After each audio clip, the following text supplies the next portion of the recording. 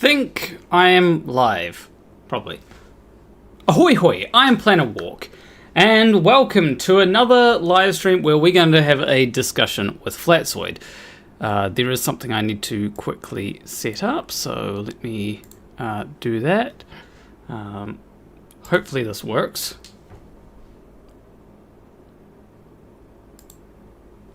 Okay, there was something weird happened. Oh, okay. Anyway. Let me try to call Flatzoid, see if I can.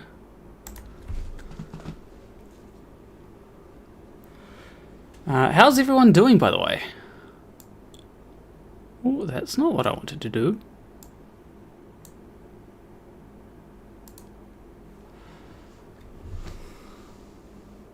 Okay, everything's working good on that. So I can just put that over there. I'm doing alright.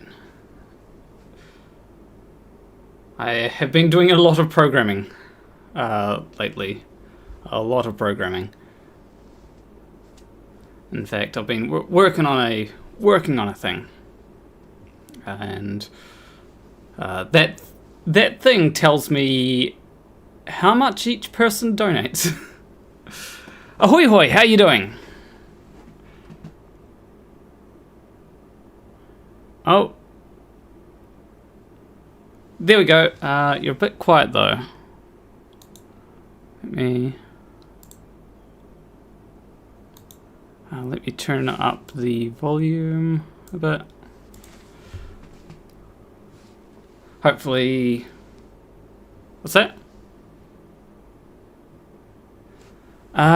Still pretty quiet. Yeah,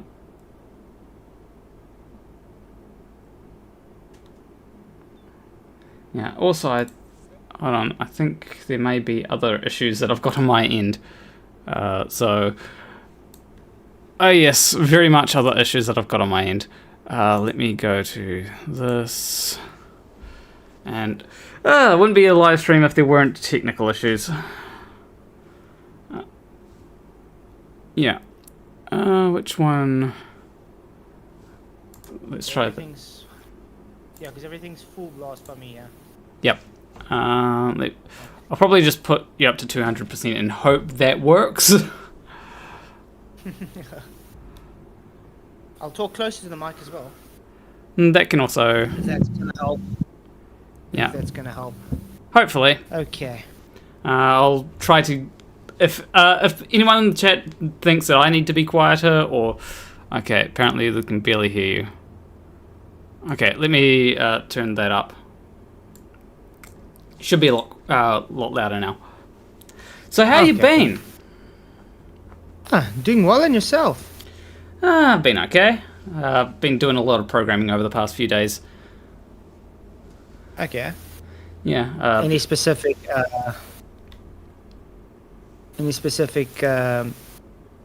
topic you want to discuss tonight?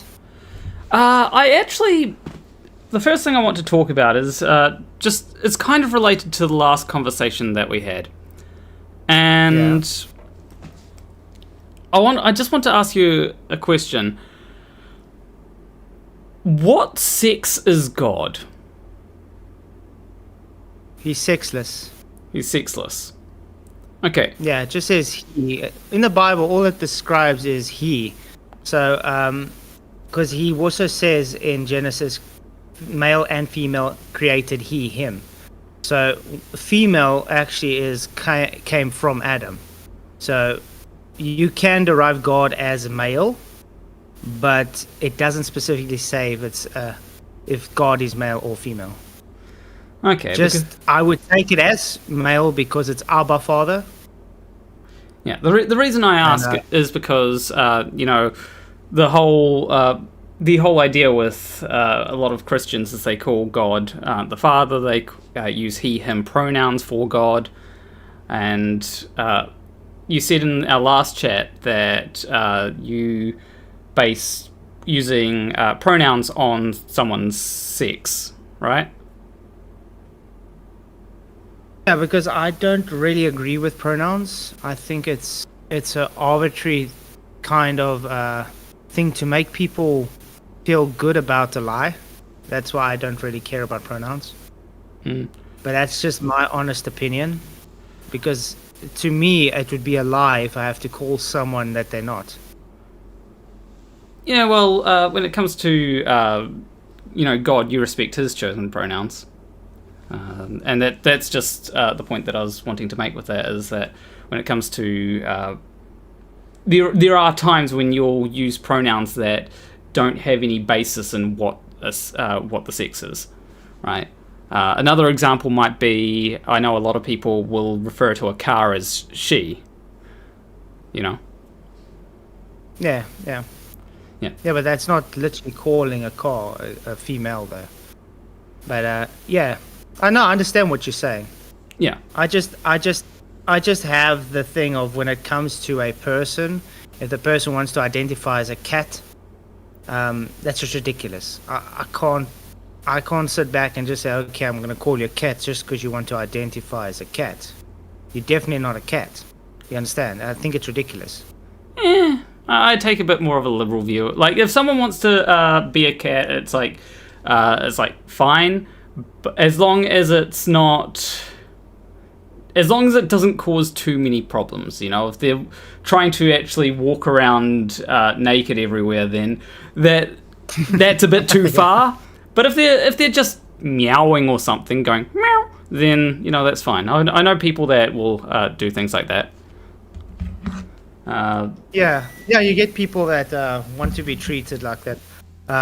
I think it's fine if you want to be, if you think of yourself that way, but don't expect someone else to conform to that because you want to be that. That's where it comes the issue with me. If you want to be classified as a cat, that's your issue, but don't try and push it down someone's throat to classify you as that. If you understand what I'm saying. It just depends on the situation, in my opinion. Like when it comes to the whole cat thing, that usually is more in like furry circles, or in probably in furry. I don't know much about furry circles, I'll admit. But then there are some people that say, "Oh, I'm a cat girl." They don't literally mean that they're a cat. They just use it as kind of a. They prefer a cat. Yeah. Yeah. Another topic that I wanted to talk about is how much. Actually, so this actually kind of relates to Flat Earth in a way, very indirectly. So I did mention that I've been doing a lot of programming lately. Mm-hmm. And I think that it would be good for a lot more people. Flat Earthers could use the skill, and that is, I think a lot more people could do well if they learnt to program. Agree. I did some CS programming and JavaScript when I was younger. Okay. I didn't take it any further, though. I got too busy doing other stuff.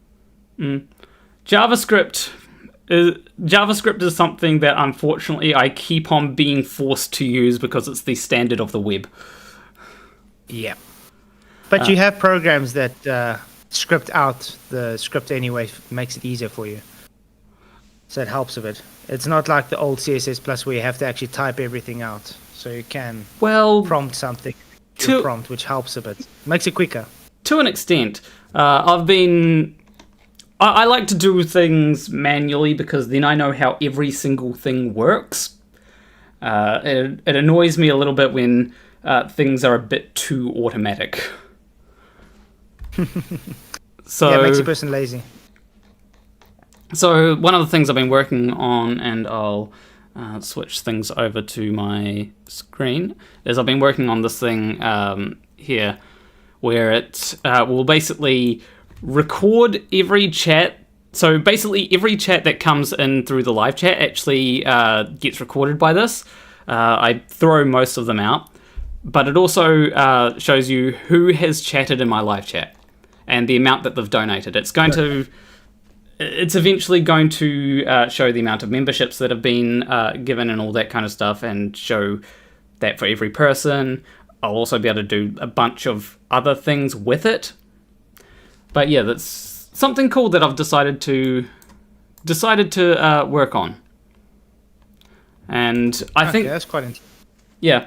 And how it relates to Flat Earth, not this particular thing here doesn't relate to Flat Earth, but how programming in general relates to Flat Earth is... Have you heard of what's happened recently with Deep Inside the Rabbit Hole? David Weiss. Yes, I have, yeah. Yeah. Where the data has got leaked. Yeah. Personally, I think that he should take that site down until he fixes it. Well, he could put a firewall on for now, but I don't know what's going on, if he's just ignoring it or... I think... I don't know. It's basic... there's certain basic security measures that have just been overlooked. Like, the passwords should not be stored... You should not be giving people the passwords. No, the password should be going to a third-party server system where nobody can really get hold of them. It's not the best. Like you said, it's very hackable. It's easy to hack the system as well. Or at least, make it so that the database isn't accessible, because it seems like the database you can just... Yeah, if you encrypted the database, it would have made it better. Well, it seems like the database can just be... You can just query the database itself. That's what it seems like. I haven't looked too much into it. Yeah, that's what I'm saying.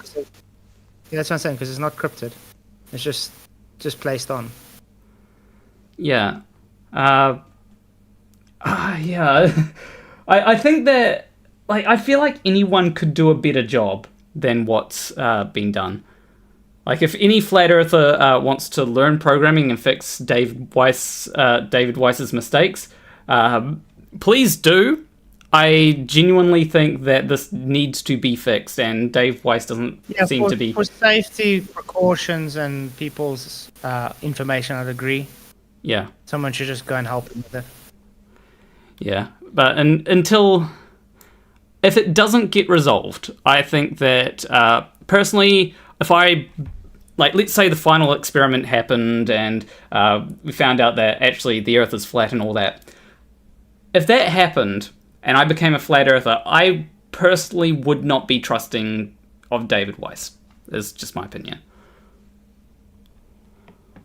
Well, you don't need to trust everybody. I mean, there's a lot of flat earthers I don't trust. Yeah. I mean, I don't trust people just because I agree with them on some things. Exactly. Exactly. Yeah. What was the... Oh, yes, there was the other topic. So let me switch back to my main thing. The other topic that we wanted to talk about that we didn't quite get enough time. 15-minute cities. Oh, yeah. That's the ones they were trying to build in Dubai. The long line. Oh, yeah. I don't think that... From what I've heard, Dubai's implementation of 15-minute cities... Wait, did you say the line? Yeah, they're trying to build what they call a line. They started excavating everything, but it seems they've hit a money problem. So it's like they're going to do it and start doing in segments. It's a 15-minute segment city. It's like a long line that they're building from one side to the other. Yeah, I thought that one was Saudi Arabia. Oh, Saudi Arabia. Sorry. Yeah, Saudi Arabia. Because I've heard about that project. Honestly, the line is not well designed, from what I can tell.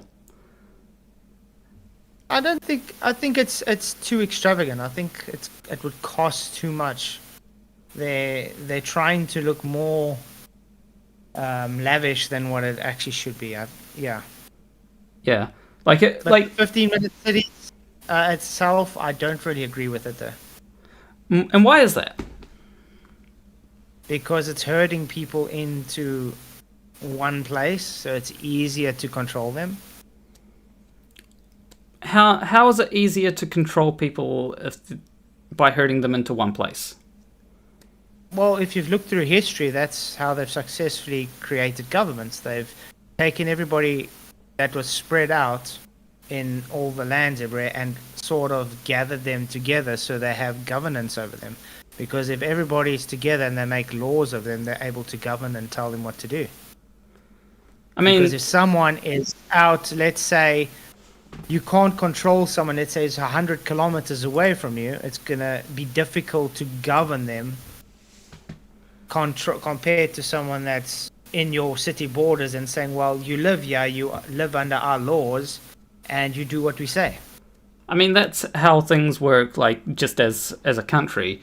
I mean, sure, like, if someone is far, like, if someone decides to go into the forest, right, then they could probably do whatever they want in the forest. But, like, you can do that with a 15-minute... Like, a 15-minute city doesn't restrain you to the city.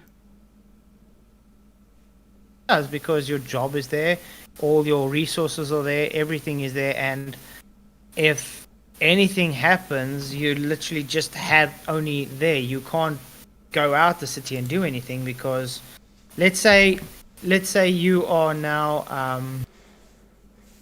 based in your 15-minute city and everything has become digital. Mm-hmm. And you got your social security number and whatever, and they just decide, okay, there's no electricity for you. What you gonna do? You can't do anything because everything's digital. I mean, if you disobey what they say, they can control what you want. If you are outside, you can have your own resources. If you're in a 15-minute city, you can't have your own resources. You're not able to be self-proficient. You have to work to live. I mean, that's how things work now. Like, if you want to participate in society, you have to work to live. If you don't pay your electricity bill, then your power gets cut off. That is a thing that currently exists. They're trying to push that much as possible. I mean, even in South Africa, where people are they're trying to be self-proficient. They have their own water holes. They're trying, to get their own electricity through solar panels and all that stuff. That the government wants to charge them a tax for that. You understand? So they want to make them still proficient to be able to be reliable on the government. So when you're in a 15-minute city, you're not going to be able to go and be self-proficient because you're going to have your box where you stay, and that's it. It's literally called herding.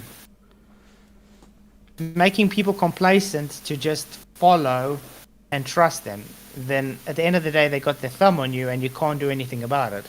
That's how governments currently work. You don't need a 15-minute city to do that. Like, it's tighter. 15-minute city just makes it tighter. I'm trying to say is, if you live in a city now, but you still have freedom to be able to be self-proficient. In a 15-minute city, you won't have self-proficiency. You will just have your little apartment where you stay, and everything will literally be from walking distance. So you won't own a car. You won't everything. How can I put? It's almost like staying in a boarding house and relying on someone else for everything.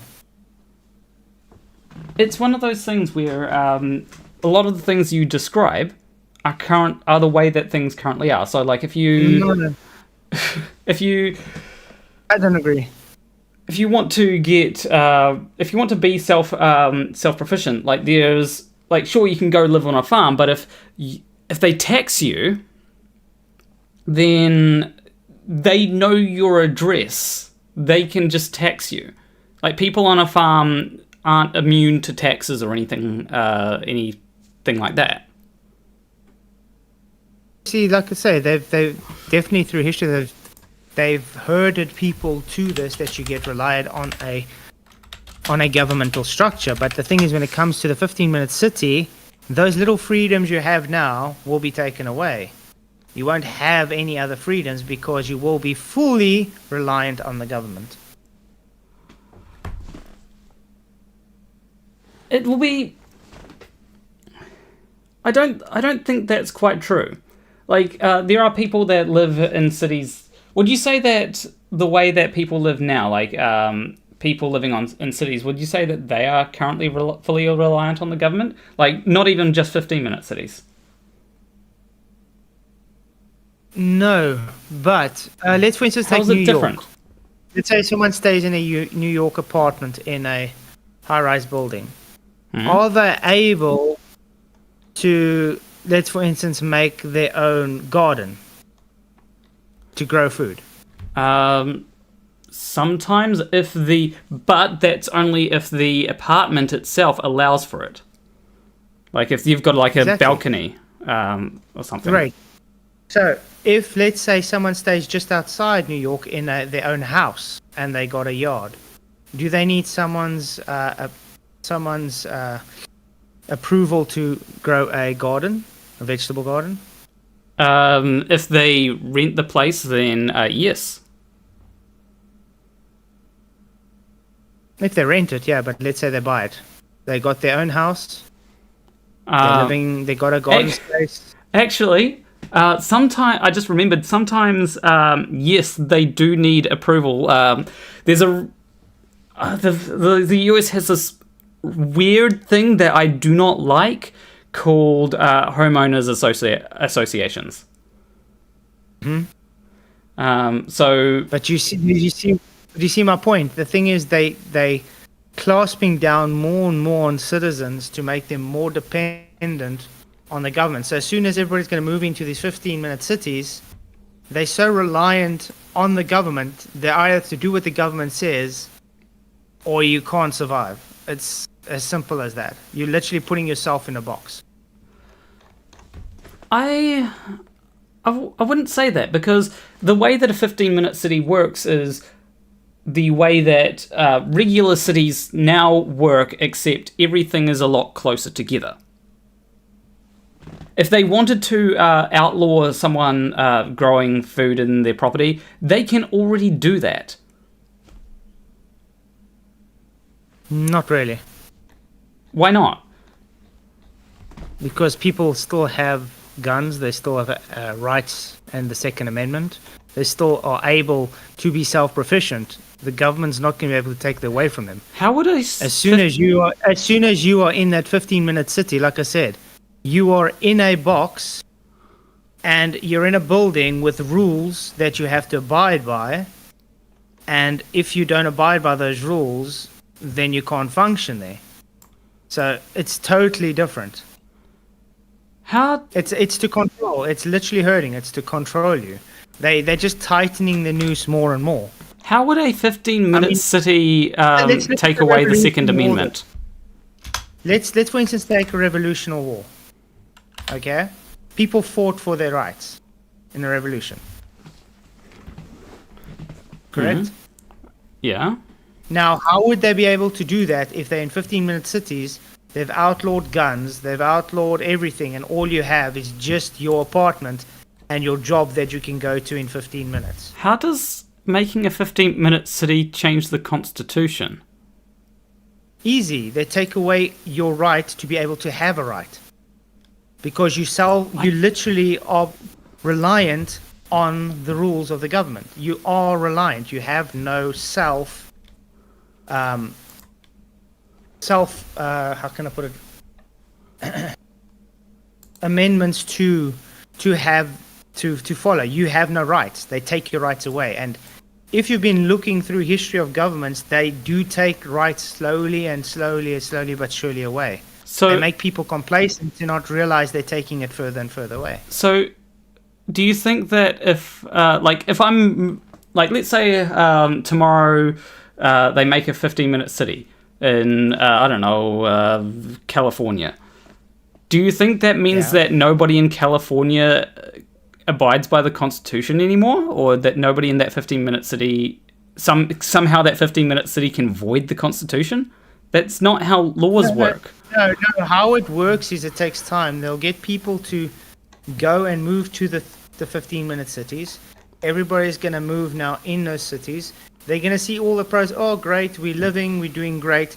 Eventually, they will be making a mandate to everybody to go to a 15-minute city so that you can be controlled in the new system. So you need to get under a new, the digital currency. You need to have a digital mark for your your household. You have to have a job which is in the city. If you don't live in the city, you can't get a job.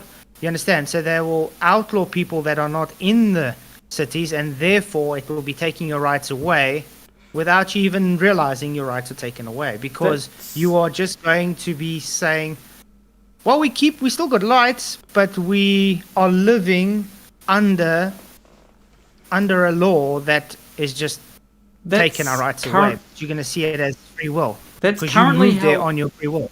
That's currently how things work, though. Like, if there are, if you live in a place where there are no jobs, then either you have to go on government assistance, or try to make it in the woods, or make it off the grid, which some people can do, but good luck with that.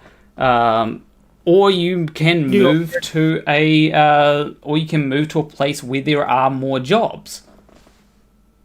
Yeah, but you see, the difference would be with that is the people that want to have jobs have to go to the 15-minute city.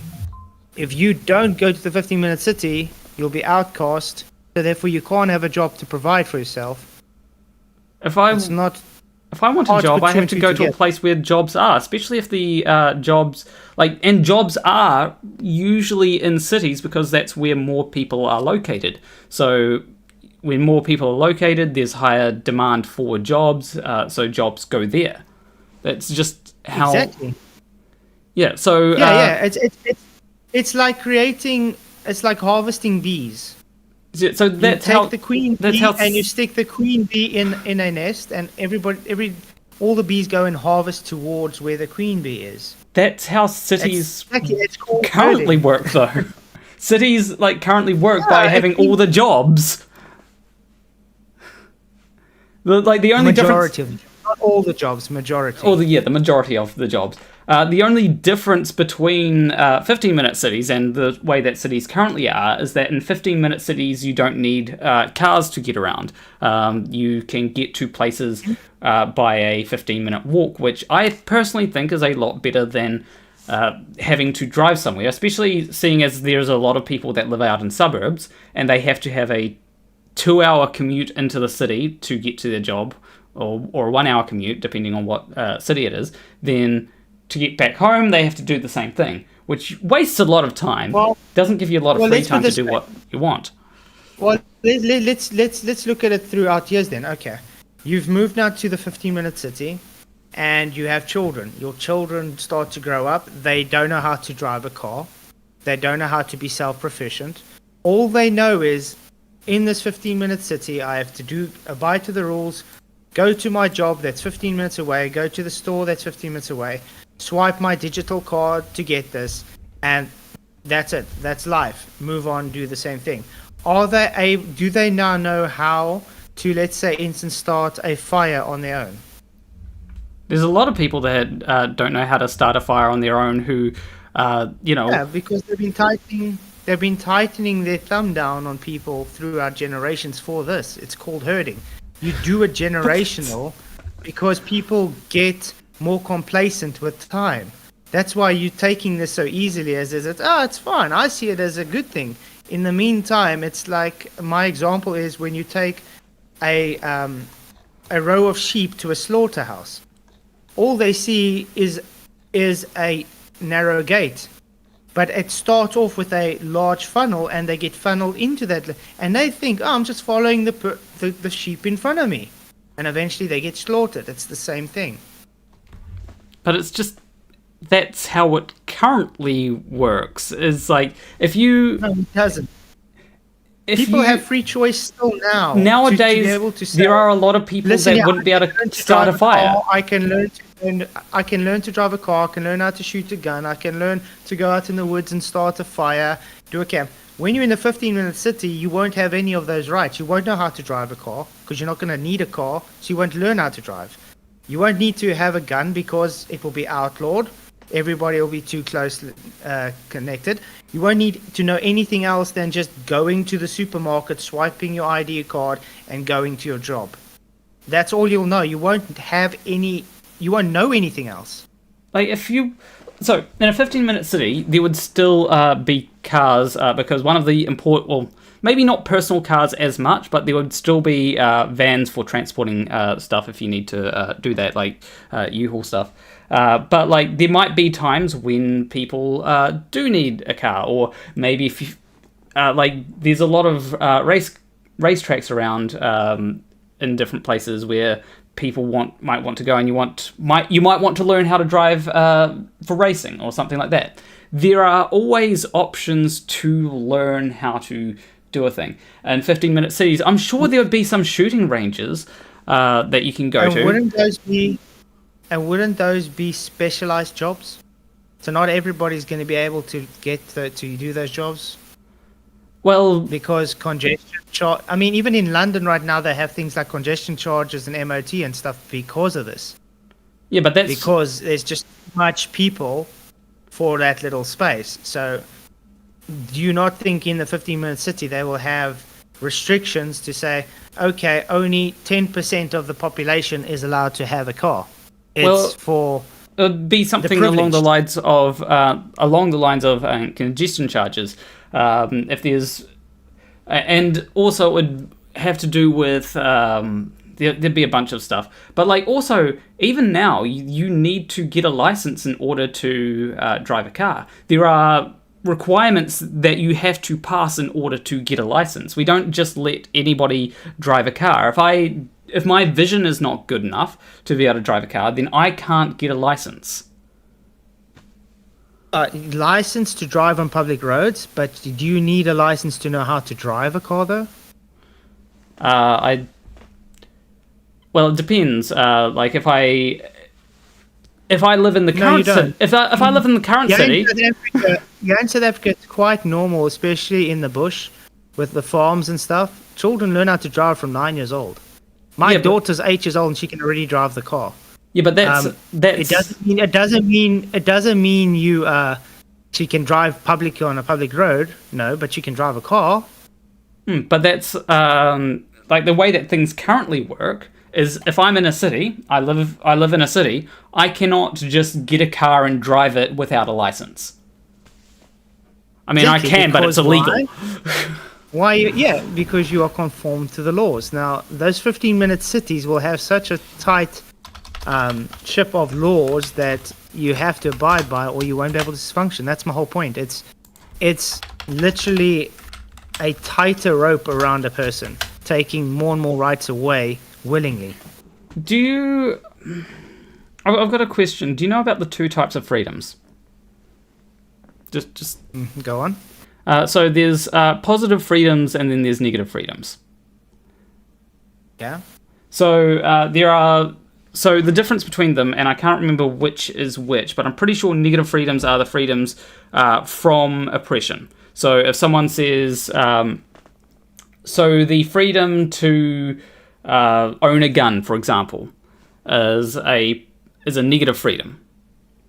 However, the freedom to however, positive freedoms are freedoms that are afforded to you by other people.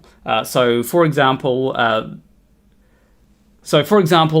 freedom to choose whether to have pasta or rice for dinner. That would be a positive freedom. I may be mixing the two up, and it's been a while since I've looked into this, but that's the general idea.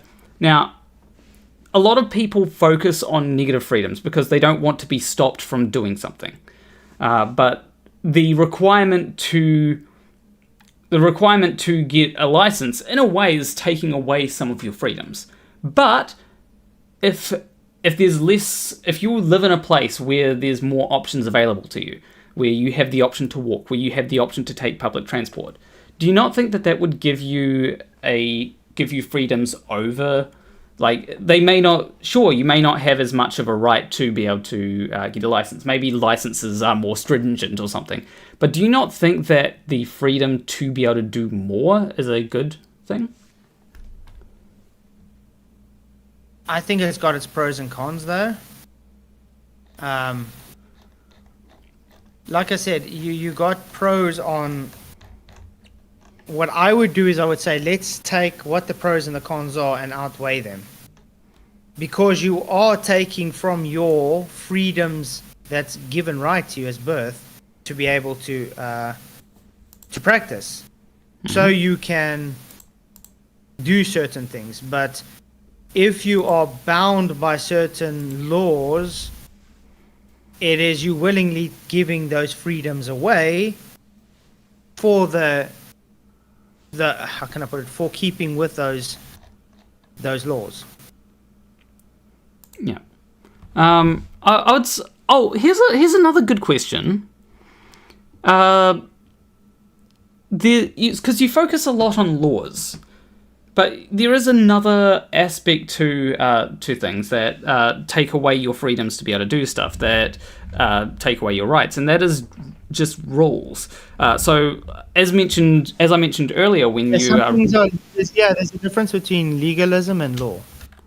So, like, if I am renting, let's say, then there are things that I can't do. I'm not allowed to create a garden in my place, for example. I can't chop down a wall of the house to be able to like, you know, have some open airflow or whatever. There are freedoms that I don't have because the rules of that aren't necessarily a law, but there's still rules that apply. Yeah, but that's what I'm saying. There's a difference between legalism and law. So, for instance, you can legally drive a car, but it's unlawful for you to drive without a license. Yeah. You understand? Yeah. So it's the same thing. That's why you have to understand the difference between legal and lawful. So you can legally own a firearm, but it's unlawful to use it without a license. So when it comes to the 15-minute cities, you'll legally be able to own a car, but it won't be lawful because of the permissions to have a car in the city. Understand? So it will still be, quote unquote, based on you having Second Amendment, but you won't actually be able to because your restriction, because you've chosen to stay where you stay. What would be that's how they legally catch you. What would be the restriction that would be imposed by a 15-minute city that can't be imposed by a regular city on, like, let's say, owning a gun? Simple. No guns allowed to be able to... no guns are allowed to enter and leave the city. It's unlawful to have a gun, to own a gun, and use it in the city. So no residents in the city will be able to have a gun, except law enforcement. How would that... Okay. How would a place being a 15-minute city be able to change? Like, because you got to remember, like, in the US, you got this thing called the Constitution, right? So if you say no guns can enter the city or something, then I don't see how that is because that very clearly violates the Second Amendment. Clearly. And so without a constitution change... You legally are allowed to own a firearm, but it's unlawful to have that firearm in the 15-minute city. Wouldn't that be I'm pretty sure that would be a violation of the Second Amendment. Because why can't a city do that? Because that's the law of the city. Well, the law of the city, that's why when you have different states and they have different laws, they're legal, but they're unlawful in the state. So where you're going to have... I've got a question. Why can't a city just, like, let's say LA doesn't want any guns. Couldn't LA say, okay, well, you're not allowed to bring any guns into the city? Yeah. And they could do that now. Yeah, but look how wide and big LA is, for instance, okay? Mm-hmm. How many privately owned land there is in the city? You're not going to be able to really control anybody. When it comes to the 15-minute city, they're able to control you because you are in, like I said, you like literally in your apartment. You have to scan yourself in and out everywhere. You are kept under the tight rope, and I'm trying to think of what's that movie? Premonition. I think it's Premonition. You know, where they're able to, where they like, what's it? Where they can say this guy's about to break the law before he does it. Have you watched that movie before? I've heard about like ideas about like that, but like I haven't watched the movie that you're specifically talking about. If you take that idea, okay, it's Minority Report. There we go. Thanks, PJ. Minority Report. So if you take that idea of you're in a city now, the 50-minute city, and you just got your apartment, you are under a set of laws that govern that city, okay? Yeah. You legally are allowed to have things, but because the laws of that apartment prohibits you from owning it, it doesn't take your Second Amendment away. You can still legally own it, but because you chose to stay there, the law of that apartment means you can't have it. You can still have it if you move out, but because you're staying there, you cannot have it. So if you know what I'm trying to say. If I rent from a private landlord and the tenancy agreement states that I'm not allowed to have any guns in the property, then I wouldn't be allowed to have a gun. And you're saying that would be perfectly fine under the Second Amendment. You can legally, under the amendment, own a gun, but it would be unlawful based on the tenant's contract. Okay, so if that is a thing that is allowed to be done on a tenancy agreement, that could happen now. Yeah, that can happen. That can happen without a 15-minute city. But that's exactly the restrictions you will be putting on yourself when you move into a 15-minute city. Well, that's the restrictions that a landlord can put on you. That would be a restriction that is not inherent to a 15-minute city. It would be inherent to whichever landlord. Like if a landlord owns an apartment block and you move into that apartment block, and the rules are you're not allowed to own a firearm or not allowed to take firearms into that apartment block, then that is a rule that can be enforced without the need of creating a 15-minute city. Yeah. And do you choose to stay in that apartment block with those laws or those rules? Well, it depends. Like, if you need a place to rent and the apartment block is the only place that you can afford, what other options do you have? Yeah, so you choose to stay there. So by default, you're throwing away your right to own a gun to stay in a place that says you're not allowed to have a gun. That's exactly what the and that can be done now. That can be done without a 15-minute city now. No, there's a lot of things that prohibit these kind of things happening. Obviously, there is people that have rules that they govern as landlords, but they are not allowed to enforce no guns. Well, then, if they're not allowed to enforce a person not allowed to have a gun on their property. So if there is no, if they're not allowed to enforce it now, then why would they be allowed to enforce it in a 15-minute city? Because the 15-minute city is a close-knit community that they do not want crime. They do not want people to be congested or fit with any problems. So therefore, you will move willingly to your apartment block, take your ID card, which is digital, and everything will be based on digital currency. You use that same card or whatever to swipe, go to the shop, buy your food, go in and out your apartment, go to work. They're able to have tabs on you 24/7. You won't have your own privacy. They'll know if you take a shit. That's something that already happens. Like if you go to a place, you can't tell me when I take a shit in my house right now. I mean, your phone might be able to. I don't know if you have a phone, but like if you've got like Google, if you're logged in to Google, then it probably knows when you're taking a shit. What if my phone's on charge, or it's off?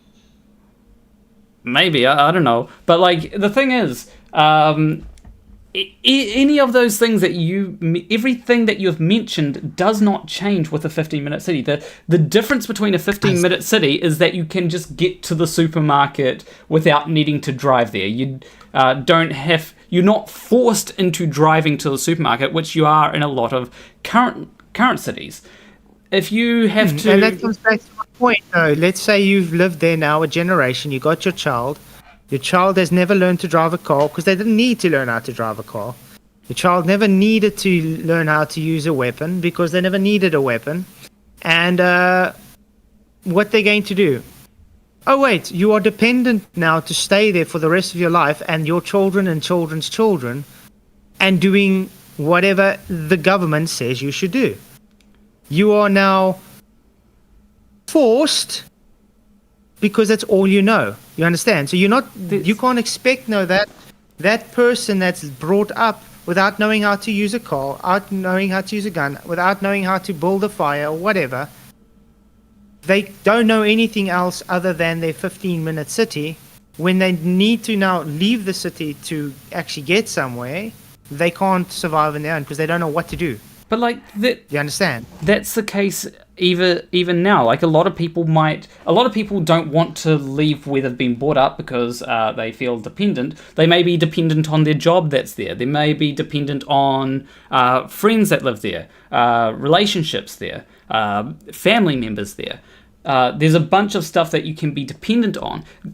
I reject this idea that the only thing that you can become dependent on is the government. There are plenty of other things that you can become dependent on, especially like for disabled people. If you're disabled, then there will be cases where you're dependent on another person because maybe you can't get around as easily, or maybe... Or maybe it's difficult for you to go outside for a long amount of time. Whatever the case may be. So when it comes to that, there are ways that you can be dependent on another person. And I think that when it comes to 15-minute cities, you're releasing a lot of... becoming dependent on cars. Nowadays, if you want to get to the store, you need to take a car. You can't just opt out of that. And this is what I'm saying. If you look through history, how was it that people, even a few hundred years ago, they knew how to cook their own food, they knew how to grow their own food, they knew how to hunt, they knew how to prepare meat, they knew how to do things that 80% of the population today don't know. Why? Yeah, because they're conforming. But why do I need to learn how to hunt? Wait, listen. They're conforming to modernized ways of living. So they are conforming to new laws and legislations that govern them to not need to have those things anymore. So when push comes to shove, they are dependent on the government. That's what a government is there for. So you are dependent on them. The 15-minute city is just another step to being dependent on the government to take experiences and knowledge from away from you, so you can only know what's being taught to you. If you don't have any experience in anything else, you can't do anything. It's like having, for instance, a child living in your house. Okay, they're dependent on you. They can't go get a job. They can't go and buy food. They can't do anything because they're dependent on you as a parent. It's exactly the same. But I think that now in 15 minutes you are that child. You can't do anything else because that's all you know. You were brought up in a situation and you are stuck in that situation. If you do not do what they tell you in that city, well then poor you won't survive. If you don't do what they tell you currently, you will not survive because or maybe you won't. Maybe you will survive, but in a prison cell. If you break the law, then you go to prison. If you break rules of your tenancy agreement, then you end up on the street, and then maybe you won't survive. But there's rules, and you are already dependent on a lot of things. Like you said about people don't know how to hunt. Of course, a lot of people don't know how to hunt. We're dependent on going to the supermarket for food. That is a thing that people are already dependent on. Yeah, and let's put it this way. Now, would it help that person to know how to hunt if, for instance, let's say the market crashed and they need to provide food for themselves and their family? Would that hunting experience come in handy?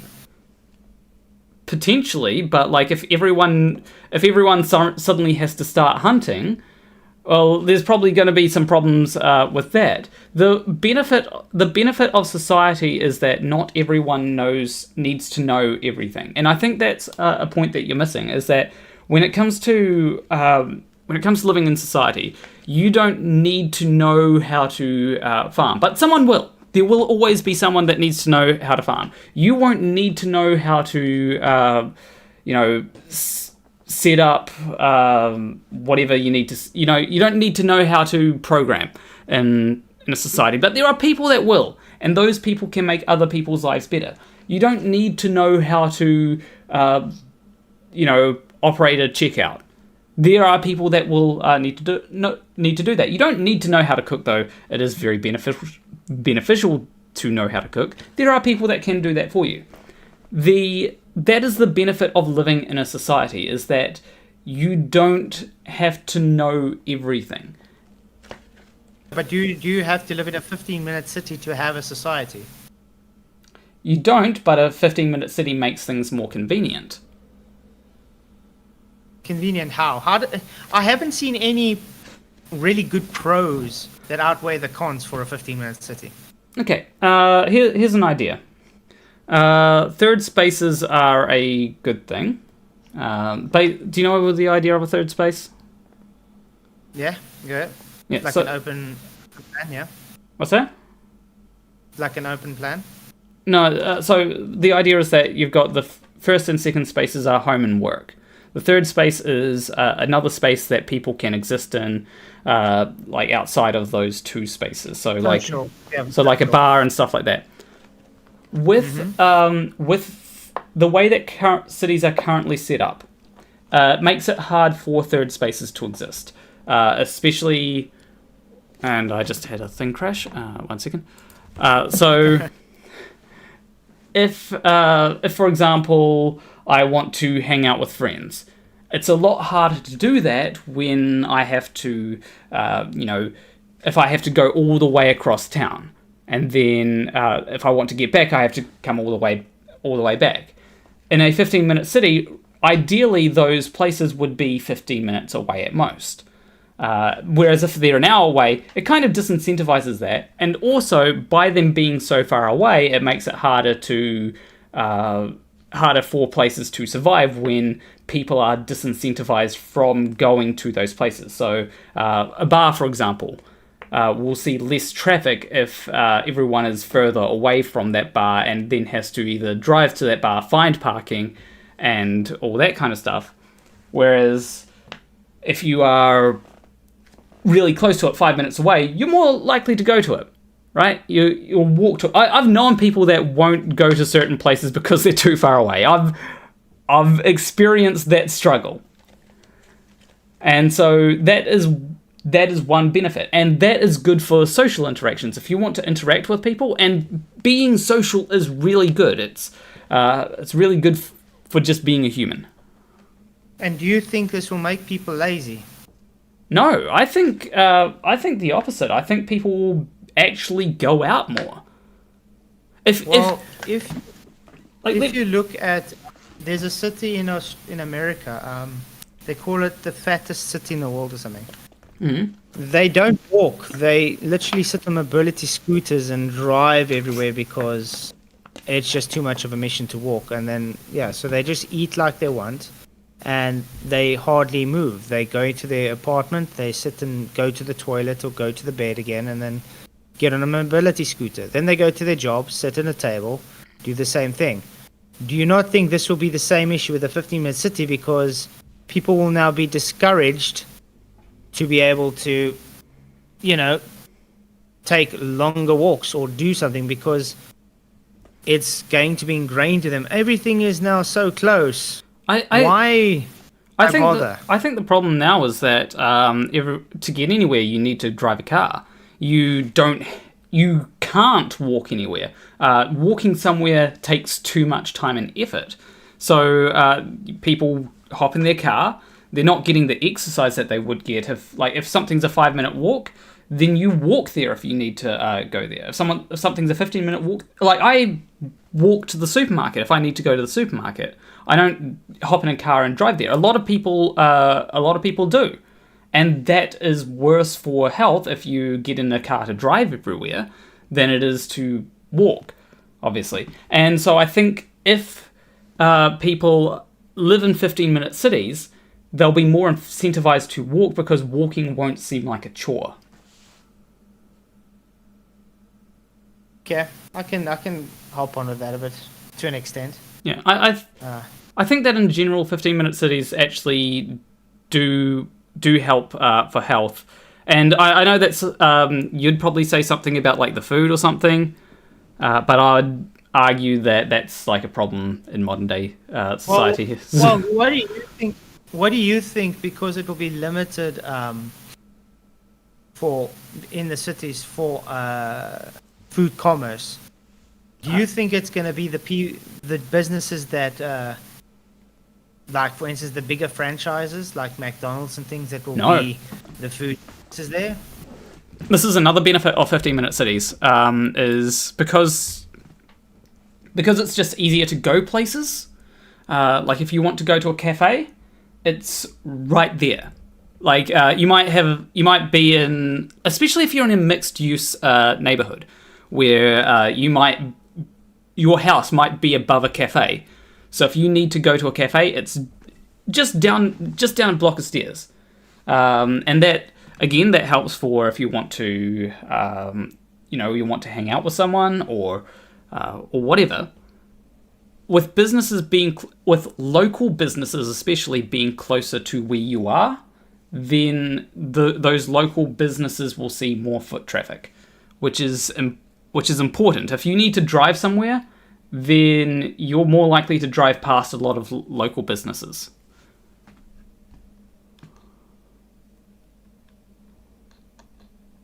It's interesting. Yeah, I think that there are a lot of benefits from just like things being closer together. Mental health is an important thing. Also,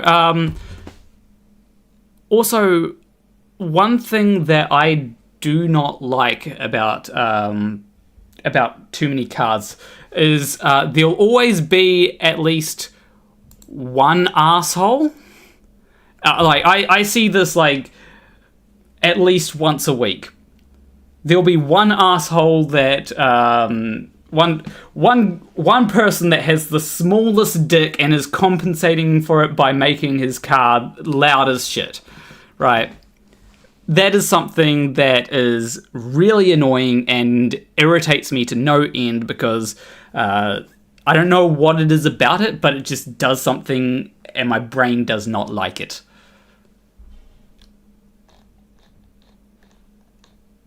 So you don't like loud cars? I don't like loud cars that are trying to be loud, if that makes sense. Hey, I was at that stage where I was proud of making my car as loud as possible. Could hear me like 10 kilometers down the road. Yeah, but it's like it is annoying. Like you're walking along, you hear a car go boom, and it just like. Yeah, the older I've got now, it's like I've sort of toned down. It's like I don't need that thing anymore. You know what I mean? But when I was younger, it was cool. You know what I mean? It was the Fast and Furious days. You know what I mean? Yeah, I get that it like seems cool, but like for me, it's one of those things where it irritates me. There's something in my brain that when you have a really loud car and you just drive past me, my brain hates that. Like I'll physically react to it, it's not fair. Involuntarily physically react. Well, then that makes you think. Do you roll the like electric car or petrol? Electric cars. Combustion. Electric. Yeah. So would you like, for instance, like the Tesla itself, driving autonomous? Do you like that? I'm not a big fan of self-driving. I get that if enough advancements are made, it could potentially be better than a human driver. I just don't like the way that it's currently going, where it seems to be worse than a human driver, and there are ways to just you can put there are vehicles that you can put a cone on, and then you're holding up a bunch of traffic with one car.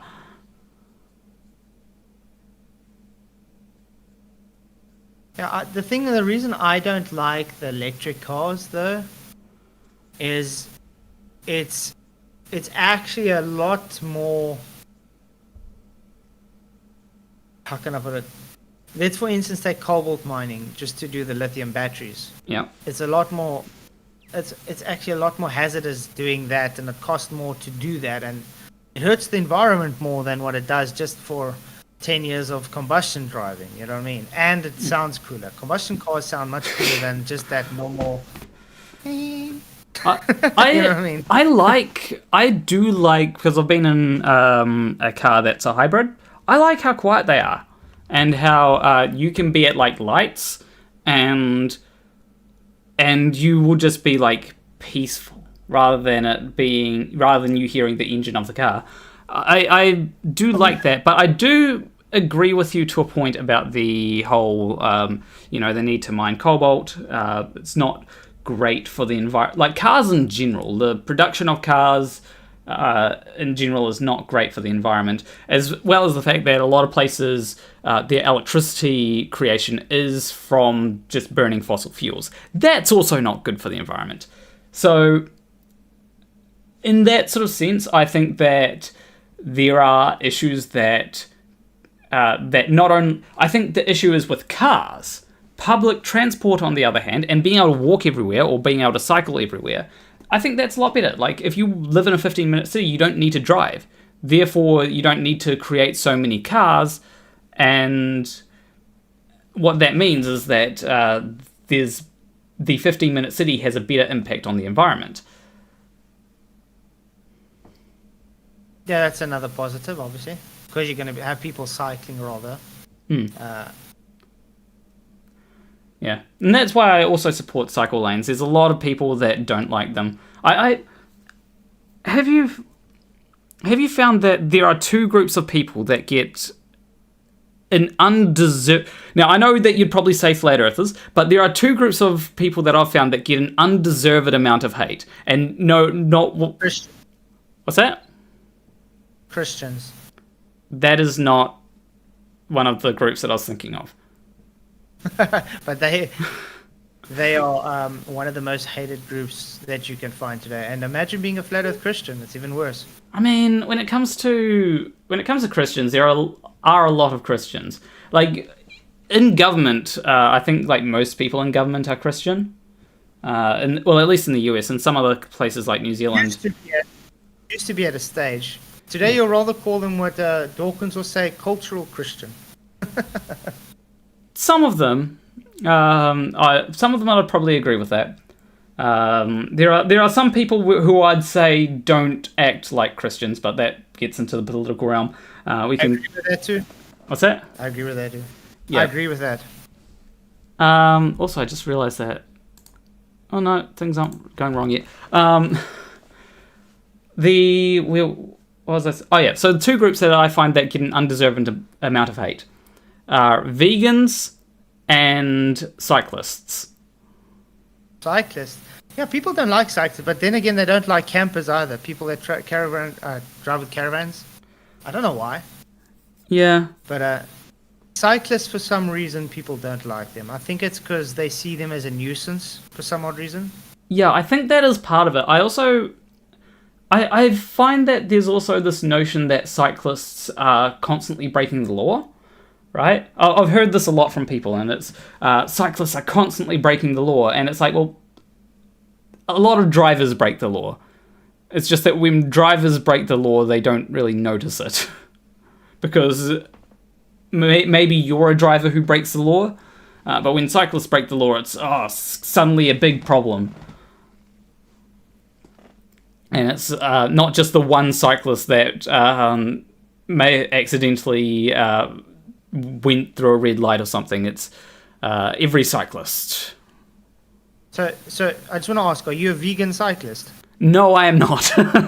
Don't worry. I actually don't own a bike. So I do want to own a bike.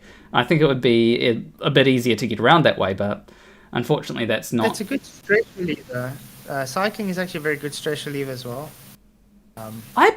So yeah, if you ever get into it, you'll actually enjoy it. Yeah, I used to have a bike, and I kind of regret not keeping it. I think I just at one point stopped using it because I had a moped that I could use. But I'd like to get a bike again, especially if there's one of those electric bikes that because if you're in a hilly area, and there are a lot of places in New Zealand that seem to just be built on hills. So if you want to get up a hill, you just turn the electric on and it helps you. But yeah, because I've been seeing that like with my close family friends in Christchurch. Also, it's quite hilly there. That's one part of Christchurch. Most of Christchurch is actually pretty flat. But if you're in the there's a particular Port Hills, I think they're called. Then yeah, it's pretty hilly there. But that's because it's literally a hill. But so why do you think people hate vegans there? They honestly, it just seems to be that they find them annoying. Like you know everyone knows the joke, right? Everyone knows the joke. How do you know if someone's a vegan? They'll tell you. Yes. You know, it's the truth. It's usually the case. I have found that it's not always how it's not always the case. I find that often it comes up because of someone. You know, I might be cooking someone something, and then they'll say, "Oh, I'm vegan, so don't put any meat in it." It's like, or any animal product in it. It's like, okay, cool. And food is a big part of culture. If you want to throw a party and there's a vegan, you know, the vegan's probably going to let you know, "Hey, I'm a vegan, so please have vegan options." You know, if you. Yeah. So yeah, I think that is a particular thing that needs to be considered. But then I also find that there are vegans that can be a bit annoying about it. Like seriously, there are, like, you've heard of the vegan teacher. I don't have an issue specifically with vegans. I just have an issue when they try and push it on other people and say, you know, it's wrong if you, for instance, like you get people that are carnivore, they go on the carnivore diet. Yeah. And then you get the vegans that are like calling them the most evil people on the earth. You know what I mean? But then I also find, honestly, I find the anti-vegans to be just as annoying as those vegans that will do what you're describing there. Like someone who's like, you know, all vegans, this, that, and the next thing. I find them to be just as annoying. Yeah, I think what you should take on this is we don't need to push onto someone else. But I will say that I do think that I have a good compromise, right? Because like vegans kind of do have a bit of a moral high ground, in the sense that then, well, less of harming, less animal harm. There are if you look at some vegan farms are actually terrible because all the pesticides and things they use, they kill more insects and birds and things to keep the crops for their vegan crops proper than it does just for an ordinary crop. So it's quite telling that they have to play the blind card. Vegan crops when I'm not entirely sure about that, because I know that like with animals you have to grow a lot more crops to basically you're feeding your food, which is another thing. If you use more space and land to if you're using more space and land to grow food for your food, then it'll take you have the problems with growing crops, but more so. So I'm not entirely convinced that vegan, like if I want to buy rice, for example, and there's being right, or if I want to buy soybeans, right? I don't see much of a difference between, maybe there is, but I don't see much of a difference between the soybeans that would be made for animal production and the soybeans that would be made for my own production. Yeah, it's just got to do with the proteins. So what I'd say is that when it comes to the crops for animals, they would also have a lot of the problems that. And remember, you're using more space for land because you got to feed the animals a lot. So yeah, but I would argue that there is a compromise that can be reached, and that is just try to cut back on meat on your diet if you can, or products like rather than. I think meat is a very important staple on a person's diet. I think a person was made to eat meat, so that's why I take a different stance. Because most of your best proteins come from meat. I think that, like, for some parts, meat is good for a diet, but then there are also... you don't need to be eating as much meat as people eat today. In fact, from what I've heard back in, like, ye olden days, people didn't need to eat as much meat. Meat was not as much of a staple part of the diet as it is now. And so I think that people can certainly cut back on a lot of meat whilst getting all the nutritional value that they need. I eat meat every day, though, so I can get my protein intake. So I need about 180 grams of protein a day. So, but then also, like, paying attention to your diet. So, for example, I have looked into like some of the things that I eat, and I've found that beans actually have quite a bit of iron, which is good. But you need to also have vitamin C. So having a decent helping of beans, and I think if you just have a decent amount of everything, it's good as long as it's a balanced. I don't think too much of one thing is a good thing in the long run. Oh, definitely not. Like, those carnivore diets that you brought up earlier, I don't think that they're good. No, they're very good. I've seen good health benefits on a lot of people, especially if they got skin diseases. Carnivore diets has helped a lot. But would I recommend it for longer than 6 months? No. Yeah, I would say do it and then go off it a bit and then go on it again, kind of thing. But I am a guy that says go balanced with everything. I would disagree with carnivore diets being good because of the simple fact that scurvy is not something that we need to bring back. I've seen people go carnivore diets for a long time and haven't got scurvy. They've actually been healthier than what they were. I mean, I can show some people that's, so to say, been vegan for years. They were sickly, and as soon as they went on the carnivore diet, they were different people. I'd say that that's very anecdotal. Like, maybe there are benefits to carnivore diets that that haven't been looked into, but I would want to see like proper data and studies on that kind of thing to convince me, because it, as I said, scurvy was a problem from not eating enough fruits and veggies. At a stage, yeah. But today we get enough of those vitamins in the foods we eat anyway, so... Yeah. But we have to point out that it does differ from person to person. Some people, carnivore diet won't work at all. Some people, it's good for them. Some people, vegan will be rubbish, and some people... I think it depends on the person. Yeah, and like that's one of the things that I'd say when it comes to veganism. Like, not everyone has... Because when it comes to being a vegan, you have to know, okay, how do I get this from my... how do I get this in my food? And not everyone has the time or energy to look into that, especially since they're too busy in their 2-hour commute to work, which is sad and depressing, and they've got to work for 8 hours. They don't have the time.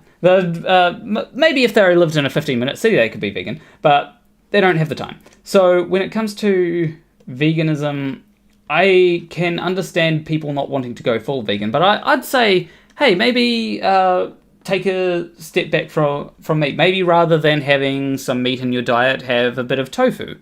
Or if you want, I quite often like putting soy protein stuff. It's actually, sometimes you can get like meat products that actually taste, or fake meat products that actually taste better than the real stuff. Like, have you Depends though, but it's usually expensive. I've eaten a vegan sausage before that was actually very good. But majority of the vegan stuff I've tried, it's very bland. Yeah, like I will agree that there are definitely some vegan stuff that I've tried which it's like, okay, this could be better. But then there are times, and generally the more expensive stuff has been the better stuff, and it's usually more expensive than meat. That is something that needs to be sorted. They need to sort out, though that's more of a capitalism thing. I'm not sure that vegans can advocate for people to lower their prices too much.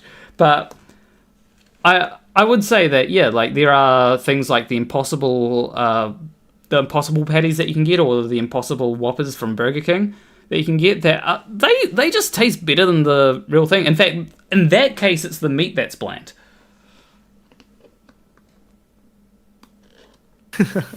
Yeah. What's the weirdest meat you've ever eaten? Okay. That is a good question. I believe I've had lamb's fry and bacon before. That's good. But that's like a very common thing. Probably either cow heart or there's these sweetbreads, I think they're called, that are glands from the sheep's neck. Okay, interesting. Yeah, those. You should come South Africa sometime. You can try yourself some giraffe or crocodile or kudu. I've had kangaroo. Kangaroo. I heard kangaroos taste sort of like snake. Yeah, I can't remember what they tasted like, but I have had kangaroo before. It was years back when I was over in Australia for a bit. Well, that's quite interesting, yeah. But isn't it like? But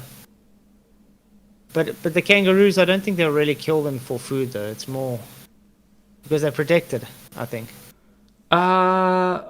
There might be kangaroo farms or something. That would probably be it. Because like you can, if you're in Australia, or at least where I was, which was over in Byron Bay, I could just go to the supermarket and there would be kangaroo sausages. Oh, that's well cool. Yeah, there'd be plenty of kangaroo meat. There'd probably be kangaroo steaks that you could get as well. So I assume that it would be something that would be farmed rather than hunted. Probably.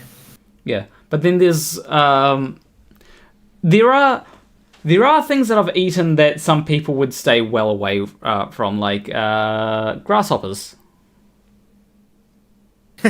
Yeah, that's something that I don't think I would eat as a want, but as a necessity if it's a survival thing. I mean, I've eaten some weird things in my life. Sheep's eyeballs, rat tail.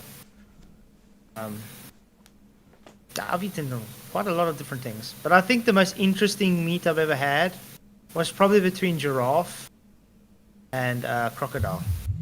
Okay, I didn't even know those were meats that you could get. Or at least they're not meats that you can get here in New Zealand. Oh, yeah. It's... Yeah, like, I assume that in different places of the world, there are different things that you can get. We don't have many giraffes here in New Zealand. It's not exactly a place where they're native to. Also, I've got a question. Like, what would be one of your favorite meals?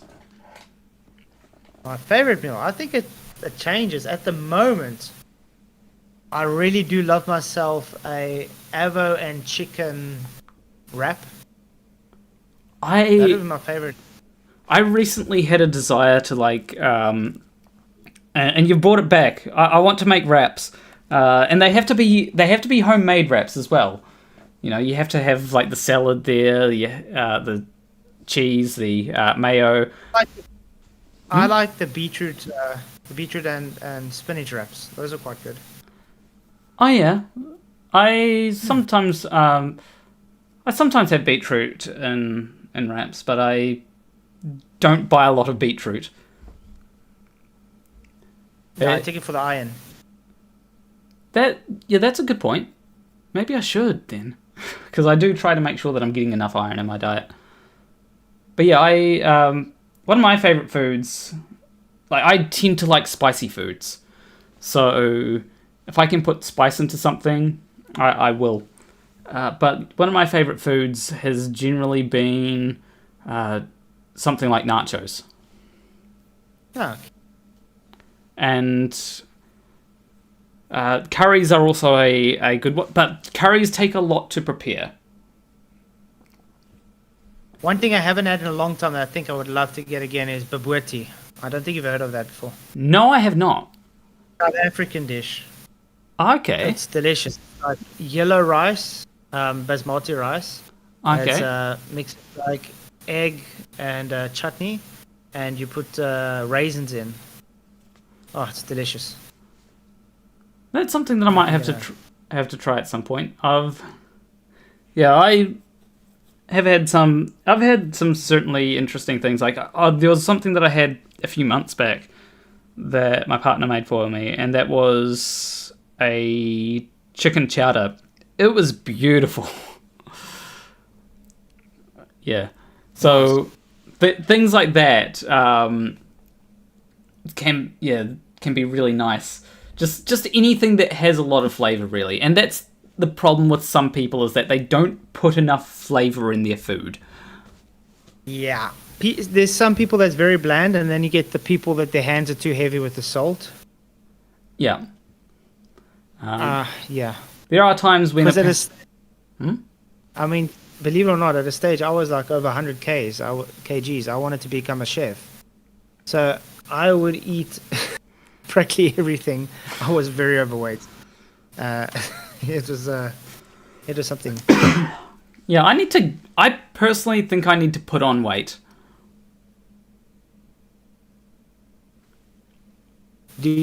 How much calories do you get in a day? Don't you count your calories though? I do not count my calories. Last time I went to the doctors, though, I had put on a few kgs. I had gone up from like 58 kgs to 63 kgs or something. So wow. And how tall are you then? How tall are you? I'm 175 centimeters. I think that's like 5'9". Oh, so you're long. Yeah. So yeah, you're gonna need to pick up some meat, man. Yeah, I think your BMI is about 70 to 75 kilograms. Yeah, honestly, it's definitely been worse. At one point I was quite underweight, but I think now I'm starting to put on weight, which is good. I am trying to work out a bit more, but it's probably gonna be a very slow process. Yeah, because you have to eat in a surplus to be able to build. So, but I think if you just concentrate more on proteins now, you'll pick up that weight quite good. Yeah, I have been trying to eat a bit more egg lately. Because with me at the moment, I'm about 72 kilograms, but I've only got 12% body fat. So. Okay. Yeah, I don't know my percentage of body fat. I generally don't pay a lot of attention to that stuff. And one person said eat a lot of beans, which, you know, that's something that I like. Oh, this is a really nice thing. Have you ever heard of toasty pies? Yes. Yeah, like baked bean toasty pies. What I do is I put some crushed garlic in as well. Nice. So I put baked beans in, I put crushed garlic in, salt and pepper, you know, just some flavorings like that, and then some cheese on top, and then very nice, very nice. Since I worked out that I could put garlic in it, I've always put garlic in it. Yeah, garlic does. No, I think the cheese and the garlic work well together. Yeah, I mean that's what garlic bread is, right? Cheese and garlic. Yeah, practically. Well, cheese, garlic, and butter. Yeah, well, depending on what garlic bread you get. Like, if you get the cheesy garlic bread, then obviously it has has cheese and garlic. But it's always nice to just make some garlic bread at home. Yeah, I usually make fresh garlic bread of it or something. Yeah. Even like make pizza for the children. I usually make our own pizza. I just like it fresh. Yeah, I've actually had some really nice pizza. Unfortunately, one of the nice pizzas that I had, I probably threw up a bit of because of had some issues the next day. But I think I later had a pizza that I found to be quite nice, and that was made by the same person. And yeah, just a really nice pizza. Had a lot of flavor to it. I couldn't tell you like half the ingredients that were in it, but yeah. Awesome. Yeah. You doing okay? It's getting kind of late here. Yeah, it's getting... I'm enjoying this chat. I think we should do another one sometime where we can just chat. It's nice. Yeah, it's like I find that a lot of the problems that a lot of conversations where they're supposed to be adversarial, like debates, where people are like, "Oh, I'm going to try and get you with, try and explain why you can't see Polaris from the southern hemisphere," like that kind of stuff. I think that the problem with that is that you are trying to get at the other person, whereas chats like these, it's just, hey, here's something that I find interesting that I like to think about a lot. Yeah. And no, I agree.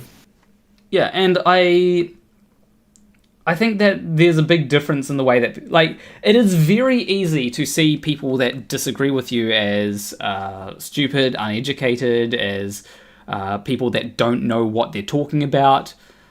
But yeah, I think that sometimes it is a good idea to just take a step back and go, hey, let's talk to this person as a person rather than as an adversary. Yeah, and I mean, we can get along, even though we don't agree with stuff. Doesn't mean we can't get along. Yeah. Like here's a question. What sort of music do you listen to? Like I said, it does change through the years. I used to be a heavy rocker and metal at a stage. I've leaned more these days into, I still like my old classic 80s and stuff, but I do enjoy my EDM the most, actually, or chill house. I think last night I was listening to a lot of 80s stuff. There was definitely some heavy metal in there. I think I was listening to a bit of Black Sabbath, a bit of System of a Down. System of a Down, that was still epic. That was still one of my favorite bands of all time there. Yeah, I got into them like when I was in my teens. And I remember my parents freaking out a bit. Being like, oh, that's not real music. Yeah, when Toxicity came out. Yeah, Toxicity is a song that I've actually learnt on guitar, but I play it my own way. Okay. Yeah, rather than... So, I don't know if you're going to hear it very well if I grab my guitar. 1 second.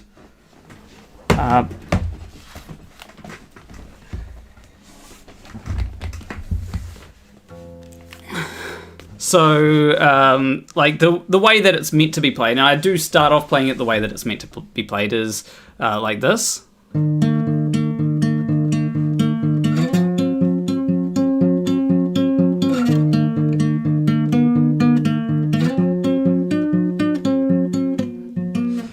Whereas I play it like...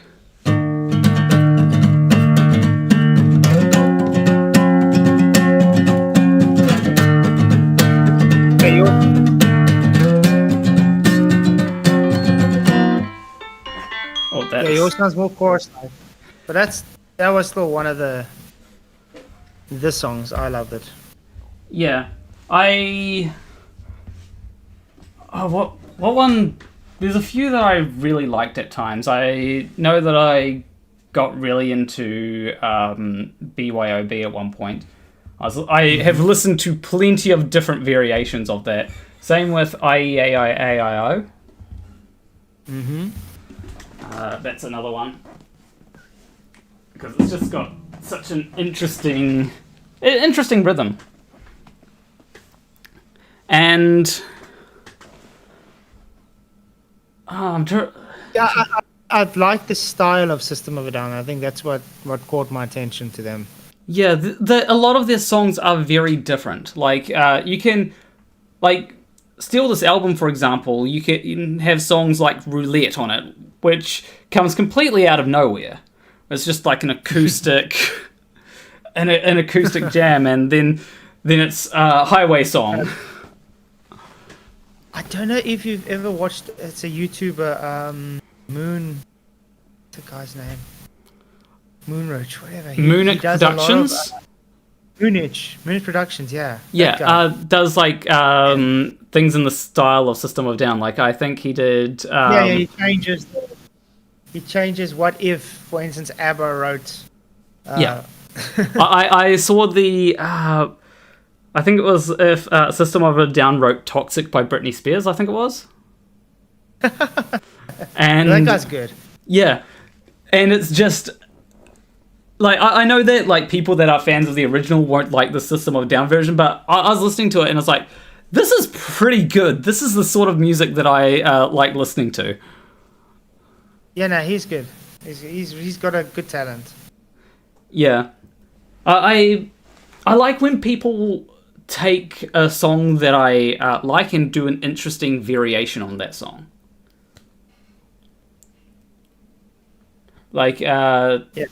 I've actually done that with... to be fair, this was part of a course. But I did that with... with Cocaine by... it was originally written by J.J. Cale and then covered by Eric Clapton. And I made a bit of a heavier version because I had access to a studio and all that. And... Unfortunately, the drums didn't sound that great. Except for the... what's... I forgot the name of them.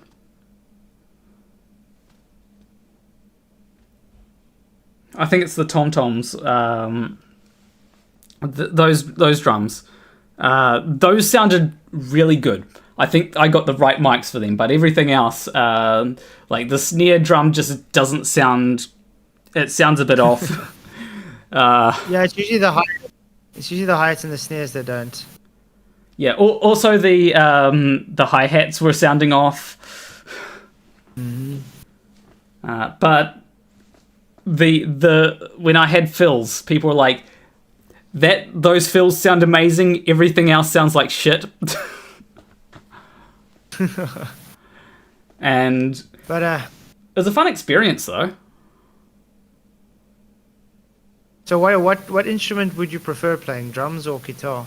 I am a lot better at guitar than drums. I do not play drums enough to have gotten good at it at all. Yeah, it takes a lot of practice. Yeah, and it's also... So I have the same problem with keyboard. You know, you've seen the keyboard in my videos.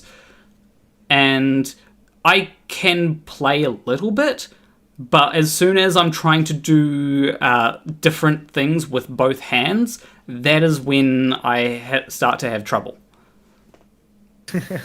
Like, Because you're concentrating on the left, and then your right hand has to do something else, and then... Yeah. The trouble that I have is if both hands have different rhythms that they're trying to do. So I think at one point, I was trying to follow a tutorial on learning Don't Stop Believing by Journey. And the intro part was I just could not grasp it because one hand is doing one thing, the other hand is doing another thing with different timings and all that kind of stuff, and it just my brain just could just not keep up. Yeah.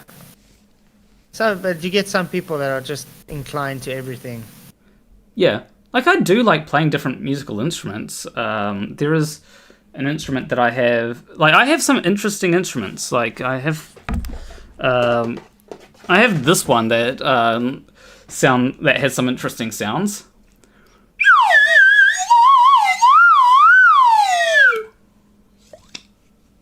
Interesting. It's a slide whistle. And then I have like some wood blocks. I have a triangle as well, which I'm sure I can find a use for that. Not a lot of songs. So you were one of those kids in the band who were standing with the triangle like ding. No, that if I eventually form a band, that's going to be like one of my roles. Is just like to ding the triangle every so often. But then I'll still play the guitar because like I like my rhythm guitar. I'm not that good at lead. And also I find that I think one of the reasons why I do a lot of rhythm guitar is because I did busking for a while, and I've found that when you're busking, you have to constantly have a decent amount of sound. You can't just have some time where you've got downtime in the track. Yeah. Whereas with like lead guitar, if you're playing if you're doing like pretty intense stuff with lead guitar, it's like it sounds epic, and you can make it sound really good if you're doing like fingerstyle stuff, but for the most part it just sounds a little bit empty. It sounds like it's missing something, especially if you have been playing rhythm guitar. Well, yeah. Well, do you prefer acoustic or electric? I actually so I used to prefer electric, but nowadays I think I prefer acoustic. Yeah, I think it depends on the mood, though. Oh, definitely. I used to love playing with my PV. Mm-hmm. So, but the nice is the PV, I could actually get an acoustic sound out of it if I really wanted to. Yeah, I think with acoustic, it has a bit of a charm that you can't quite capture with electric. I also know that if you were to play a metal song on acoustic, you can give it a completely different feel that you don't get on electric.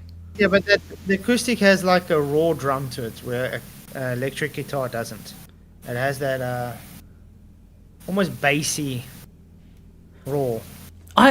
You know what I mean? Yeah. Also, another good thing about acoustic is you can essentially... I've gotten a lot better at this over the years, but you can essentially make it a percussion instrument as well. I think Ed Sheeran does this a lot. Why is my throat so itchy?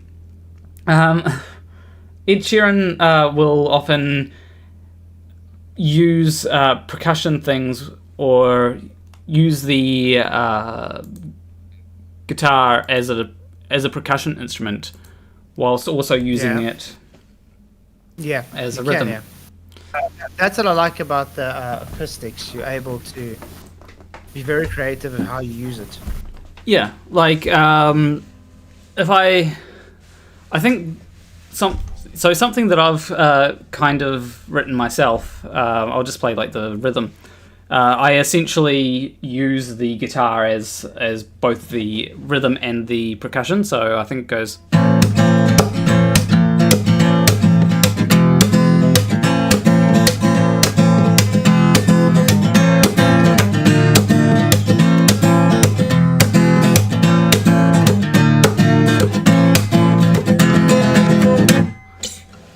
Now you should play Sultans of Swing. It's been a while since I played that one.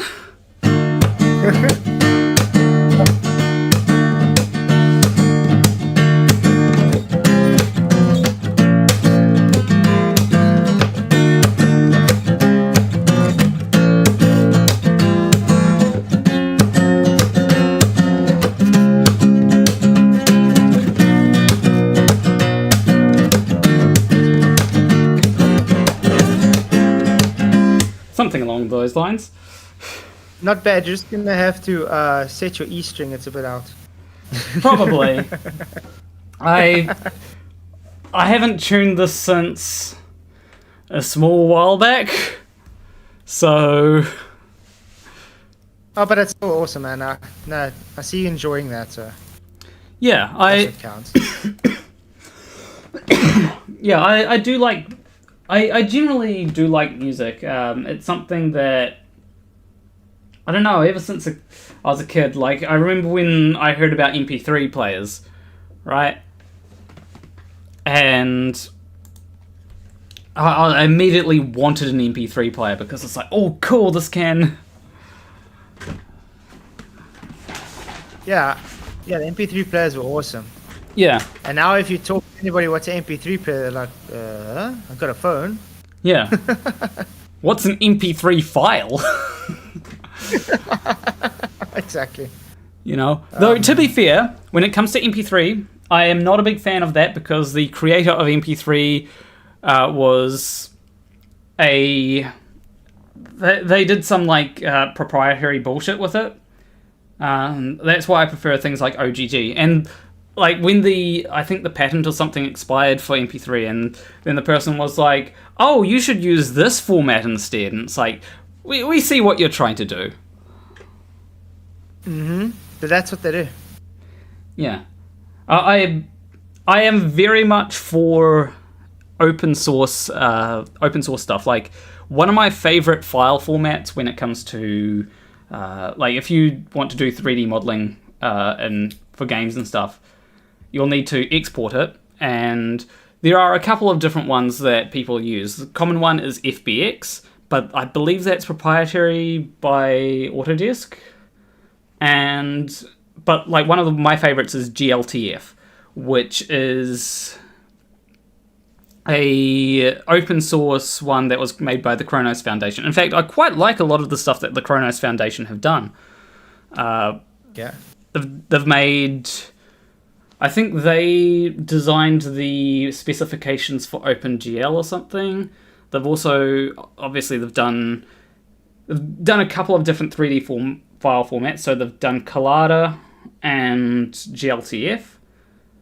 Have you written any games? Yes, I have. What type of games do you like making? Most of the games that I've made have been in GameMaker.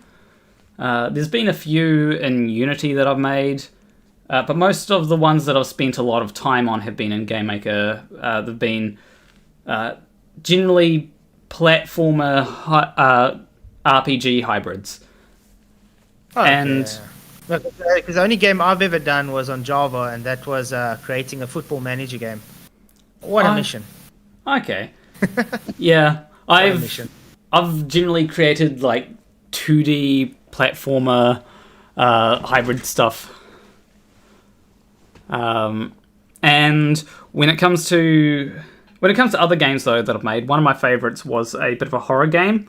It was so the idea behind it was I was in the 2D team, so it was a game jam. We had 48 hours to create a game, and I was in the 2D team because we're gonna like create art for 2D art and all that. And I was like, hey, why don't we make this 3D, but still make all the assets 2D? It actually turned out pretty well. Not a lot of scary stuff that happens, but if you turn off the lights, you can try to get yourself scared. Interesting. You should actually try and stream one of it, playing some of those games sometime. Maybe. I've tried to get FTFE to stream one of the games. Like, there's a game that I've made called Flurfier, though I've realized that I can probably make it better if I were to have my own engine for it, because I've realized the power of just doing things in 3D. Unfortunately, Game Maker is not good for 3D stuff, but if you just do half of the stuff in 3D and then have yourself a good... Yeah, if you can get yourself a good system and you can use Unreal Engine 5, it'll be unlimited power. To some extent, but like the way that I'm doing things is a little bit different to how Unreal Engine does things. You see, I'm using what's called a cabinet projection. So rather than looking like a... I'm trying to work out how to explain it. You know how there's Pokemon games, and it's kind of top down, and like it almost looks Game Boyish. Yeah, rather than that, the buildings have sides to them, but only one side is visible of a building. The other side is doesn't get shown. And that's called a cabinet projection, because the way that cabinets, if you're looking at a building manual, the way that cabinets are shown is they'll have... It'll be an orthographic view, but one of the sides will be visible. Yeah, it reminds you of like Contra. I don't know what that is. I think it might be too far in front of your time. Contra, we used to play games. It has that same kind of projection, the background. I think some of the Earthbound games might have the projection I'm talking about. Yeah, I'll check it out and we'll see. But yeah, it was great chatting to you, man. Sorry, I gotta go. Okay, well, take care. Yeah, we should actually do this more often. Yeah, it's been fun. Hasn't been too combative. It's just trying to work out which topics to talk about, you know? Yeah, I think next time we work out a topic specifically to talk about. Sure. That was great. Thank you very much. No problem. Have a nice one. A great day further, because I think it's a day by you now. Yeah, it's 10:47. Yeah. By me, it's like 10 to 12. I should probably, before you go, I'll just read out the one super chat that I got. That, by the way, it broke things. So thanks, FTFE. Under Chuck Norris's beard isn't chin, but another fist. And I also got a super chat. Thank you, Roger Leto. It says, play old school Hollywood. Ooh. Oh, I don't know that one on guitar. But that would sound cool, though. Yeah. But yeah, I appreciate the chat, man. We'll get together again and chat again. Yeah, sure. All right. Take care. Sure. Cheers. Bye. Listening, man. Bye. That was a nice chat. Sure, we had our disagreements at times, but yeah. That's why I like not just talking about Flat Earth. I find that, like, Flat Earth to me it can be entertaining, but only to a certain extent.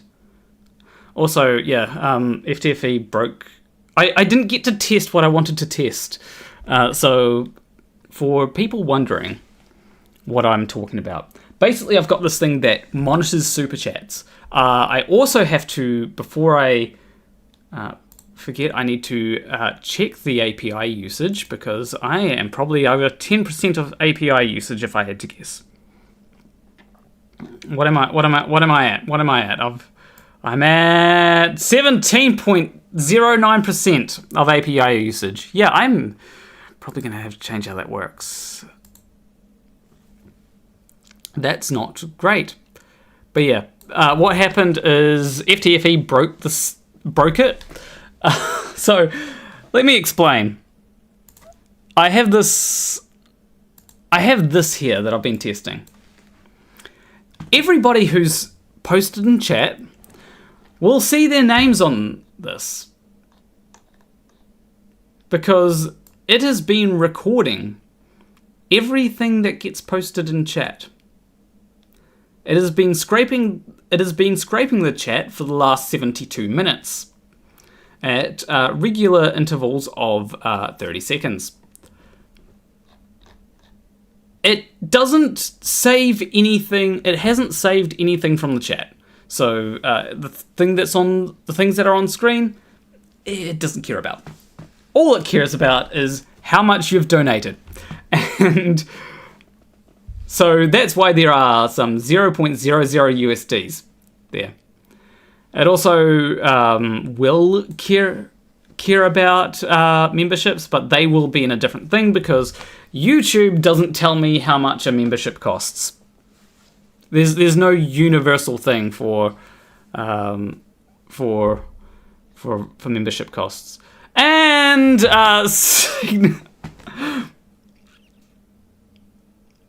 you broke it.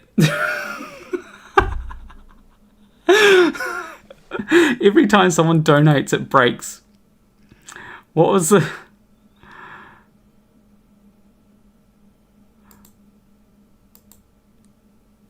You broke it. And I think I know why. I think it's because let me check the YouTube API requirements, and maybe I can unbreak it. Yay. Thank you, by the way. Thank you for breaking my thing. Because I can't test... I have to test this during live streams. I can't test this just by myself. I suppose I could create a live stream and then give myself money, but then I'm paying money to break my own thing. What is it? That's... Okay, so there's a live... Oh, if we go to overview, then we can check what the thing is. So it will be in author details. Yeah. That's what's wrong. I did not have the capitalization right. That is what went wrong.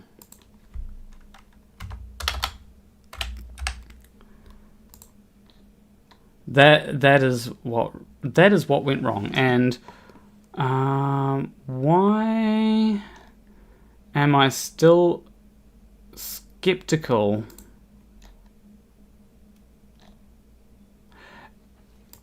Because it's not channel URL, it's channel ID. Oh well, we worked out what it was, and now when I run it, I should be able to fix it. This is why testing is important, people. This is why testing is important. Let's start monitoring. Continue. It needs to be able to view my YouTube account. Cool, I'm signed in.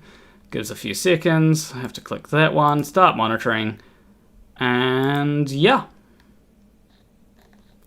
And as you can see, Cygnus... I'm never going to get your name, sorry. Cygnus TSP. Cygnus Tablespoon. Or Teaspoon. Comes up as 5 USD. It works! Finally, I think, I hope. I hope that's been entertaining. I'm not sure I knew you could use... I'm not sure I knew you could code. I can code, yeah. All this is stuff that I've written. Yeah, sure, I've used tutorials for some of it, but yeah. Take my name off, please. I get enough bother from internet bots. It's not something that I save, and I can't... I don't think I have... yes, full one, the best time extender on the market. Hello, is the party finished? Yeah, the talking to Flatzoid is finished. I'm just explaining how this thing here works. Everyone who has donated, well, not donated, but spoken in chat appears on this. So next update, debatable D will show up on here. See, right there, as well as Pete McDonald. But yeah, the idea is that it will it just records everything. I'm going to change how it works so I'm going to do a few things with it. I'm going to make it monitor the chats that get sent in, and it's actually going to monitor your activity in the chat. And it's going to give a percentage of how much of the chat you've been there. That's going to be fun. It'll just be like, oh yeah, here's how long you've been here for. You've been in the chat, and it's only if you speak in the chat every minute or 2 minutes. And next person to show up will be Gordon. Well, Gordon's Reinbach already showed up. So, you know, these things... what are we... I'm just explaining how this works. So, essentially, this polls YouTube. I need to either get more API data so that it can run for 24 hours, or I need to work out a different way that actually grabs the URL of the chat. And I also need to change how this works, because it basically every time it updates, it changes this. So I actually have on auto monitoring. So I have a thing so that it doesn't update all these thumbnails all at once every time that it polls YouTube for the videos. Also, it breaks if I choose any of these ones. These are streams that have ended. It doesn't break, but it breaks. Grab them by the URL. Yeah. I wasn't supposed to grab the channel URL. That is not how this is supposed to work, because A, the channel URL was going to probably be null, and B, the channel URL isn't what it was saving things under. It was saving it under the channel ID, which is a different thing to the channel URL. And are you testing an API endpoint? Yes. This basically... Yeah, you were basically beta testers for me. Thank you. That's half the point of the stream. If we can get Jake Paul boxing Mike Tyson, can we be playing boxing Flatzoid? Do you think I can fight? I don't have muscles. Like these are my muscles. I'm going down. I'm pretty sure Flatzoid works out too. So, but yeah, like I've been able to test this, and I know that it works now. So I can say to FTFE that this works. This automatic. Unfortunately, I'm probably going to need to change. Where's Flatzoid Dumbo? I'm assuming you mean Flatzoid. He was tired. He's an EP boy. So yeah. Basically and also it grabs exchange rates as well. So like if someone donated, and this is now also theoretically it works because the from Cygnus Teaspoon donated $5, right? That's what's come up here. So theoretically the conversion all works. I don't know if it works for other countries, but it works. The most important question is, did you unit test your code? No. I've done a bit of testing. I didn't have a lot of time to test stuff. It has some janky workarounds that I've implemented. So under auto monitoring. So firstly, the start monitoring should change to stop monitoring. But also, earlier on in the stream, I had to... the donations should just... Yeah, it's already poll units, 7 USD. I need other people from... The main test would be if someone donated in any of these exchange rates. Anything else, and it will fail. Not fully. Actually, yes, it will fail. Do not donate in a currency that the ECB doesn't allow me to grab. I don't want to hear theoretically. I want to see unit tests. Uncle Bob would be very upset. Uncle Bob, anyway, is a tad bigoted. I just did testing, and like this stream was literally a test for this. The first person to break it was FTFE. FTFE broke it because I did not realize that it was that the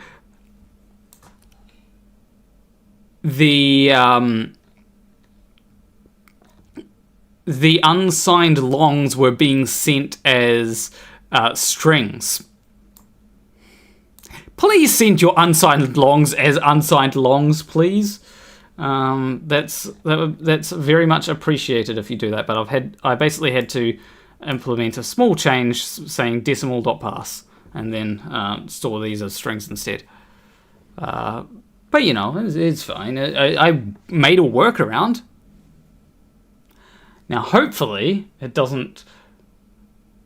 Hopefully, not everything breaks it. But yeah,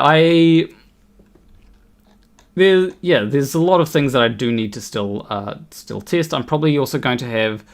There is a lot that I want to do with this. So, this donations tab, I might change the name of it. There's 6 tabs. I clearly don't have enough because my IQ was not high enough to count that there were 6. But there's 6 tabs. More IQ. The idea is that I'll also be able to click on a live thing and you'll be able to see it on OBS or on the stream. That is a thing that I'm going to try and implement. That is probably going to be one of the next things I try to implement. But yeah, the main thing is making sure that so far it seems like the data works. I do not know about if super stickers work. That is something that I haven't been able to test because, I've been too busy trying to fix every time someone breaks it. Both everyone who's super chatted today has broken this. But you're probably not going to break it again. I hope. There is one way to break it. I've told you how to break it. Please don't break it in that way. I need to have a thing, a guardrail, so that if anyone donates in a currency that hasn't been requested from the ECB, then it does something. I don't know what something, but it will do something. Maybe it will just come up as $0. I don't know. It's hard to measure currencies. The idea.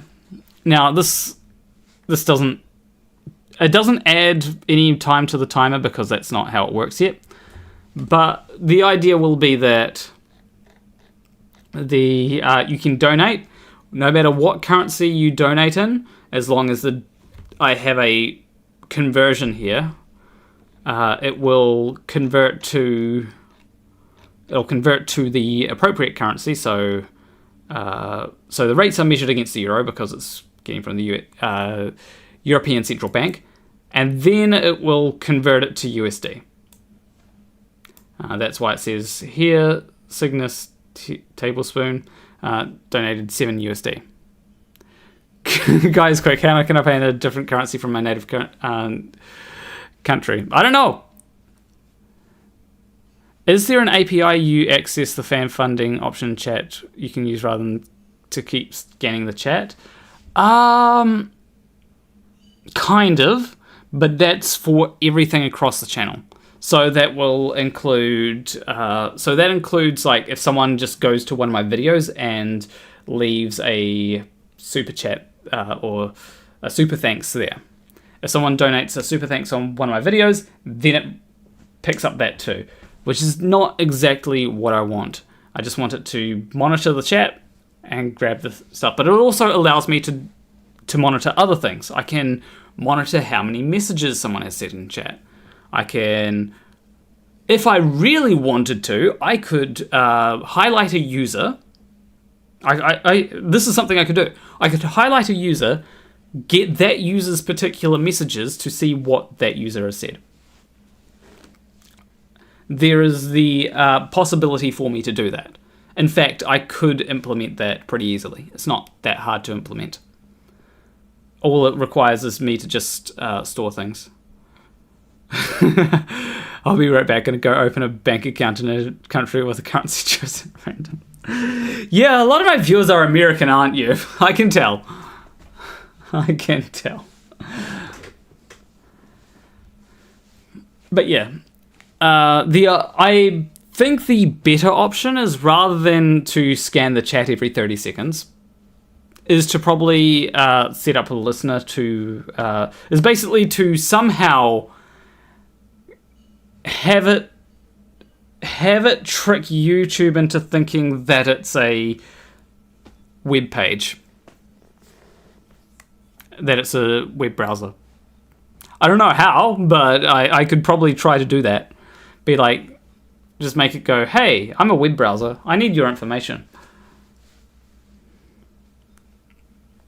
I'm not American. I'm unfortunately of the same nationality as Levelzoid. Okay, well that would actually... That would mean that whatever you donate would actually come up and it would... I don't know if... Do I have... it'd be... I don't know which one of these would be. I am worried about if you were to donate. I don't know if any of these are like the South African currency. You have the potential to break things.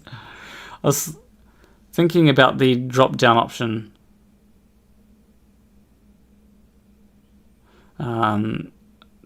Top chat, live chat, fan funding.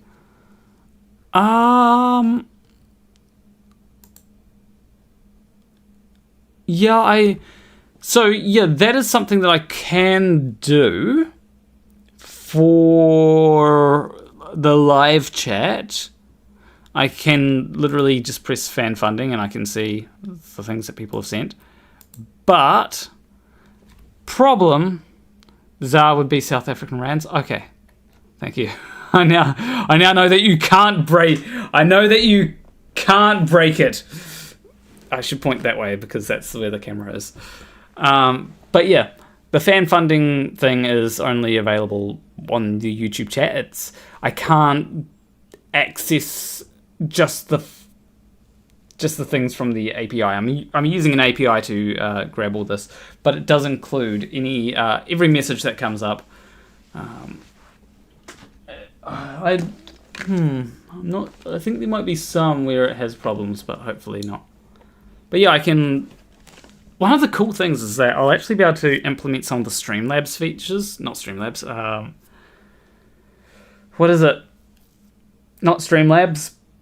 StreamYards. Why does everybody have to have their name so similar? StreamYard features. So a lot of... You may have seen... Like, if I go to... Because I could have, like, some kind of live thing here. But what I can do is I can also grab... let me just grab that, and let me just go to BHN because I know that Pat uses StreamYards. So let me wait for the ad to finish. Skip ads. Okay. So BHN. I can go to like a... So here we go. I could make that appear potentially in OBS. It would require a bit of CSS working, and it would require me to set up some kind of listener, I guess, on the... Basically, I'd have to set up a listener on the end of the... on the web page end. But yeah, I'd essentially be able to make it so that I can choose a chat, make it appear on screen. And I might actually do that. I might have a starred, like a thing where I can like grab a particular chat. Although I'd probably eventually make them evaporate or something like that. I can't store everything. But, you know, if I can essentially star a chat, be like, hey, this is a chat that I want to have a look at later or bring up, and then make it come up. And that could be a cool thing. That could be something where it could be interesting. It's just a matter of like probably evaporate it after it gets to like 2,000 messages. I'd work out a limit. 2,000 messages seems reasonable. I need to also account for like the complexity of certain things. Someone call FTFE so he can call some of his friends to break Planner Walk's program. Is this all running locally? Kind of. It's calling the YouTube API, which is not local. That's somewhere else in the world. The grabbing of the exchange rates comes from the European Central Bank. That is something that is polled when I run the program. And that is actually why the program takes so long to load. Because essentially, when the program loads, it calls it asks the European Central Bank, hey, can you give me this? And because the European Central Bank is all the way over in Europe, it takes a few seconds to get that. App running locally as yes, it is running locally as a desktop app. And this means that would this program be considered a bot? Good question. I mean, that's why it's accessing the YouTube API, because it is essentially just grabbing data from there and processing it. I think one of the things that I do need to do is like probably the next evolution in it would be to make it so that it just grabs the YouTube feed, the YouTube live feed, and that would mean that I can test it a lot better. I could test it on any live stream that's running. Any live stream. And there's one person that I know that's probably... I don't know the person, but there's one person that's probably streaming right now that I can just use as a guinea pig. And that is Pirate Software. I should actually send him an email about the Dave Weiss stuff. Guys, probably do that after the stream. But yeah, essentially, if I did that, then I'd be able to have more accurate polling of YouTube rather than... But I don't know. You could use Docker and have SQLite for the messages and any other helpful services. No need to evaporate messages. Can easily read things back if needed. I'll probably evaporate because I don't want to store... Because this will be storing multiple streams in some instances. The idea is that when a stream ends, it'll look through the active streams and choose the one that goes live first. The one that goes live first will be scheduled. So this is currently a test. The reason why there's 5 things here is a test, so that I can check. Hey, it grabs things. Flatzoid's gone. But yeah, the idea is that... What was it going?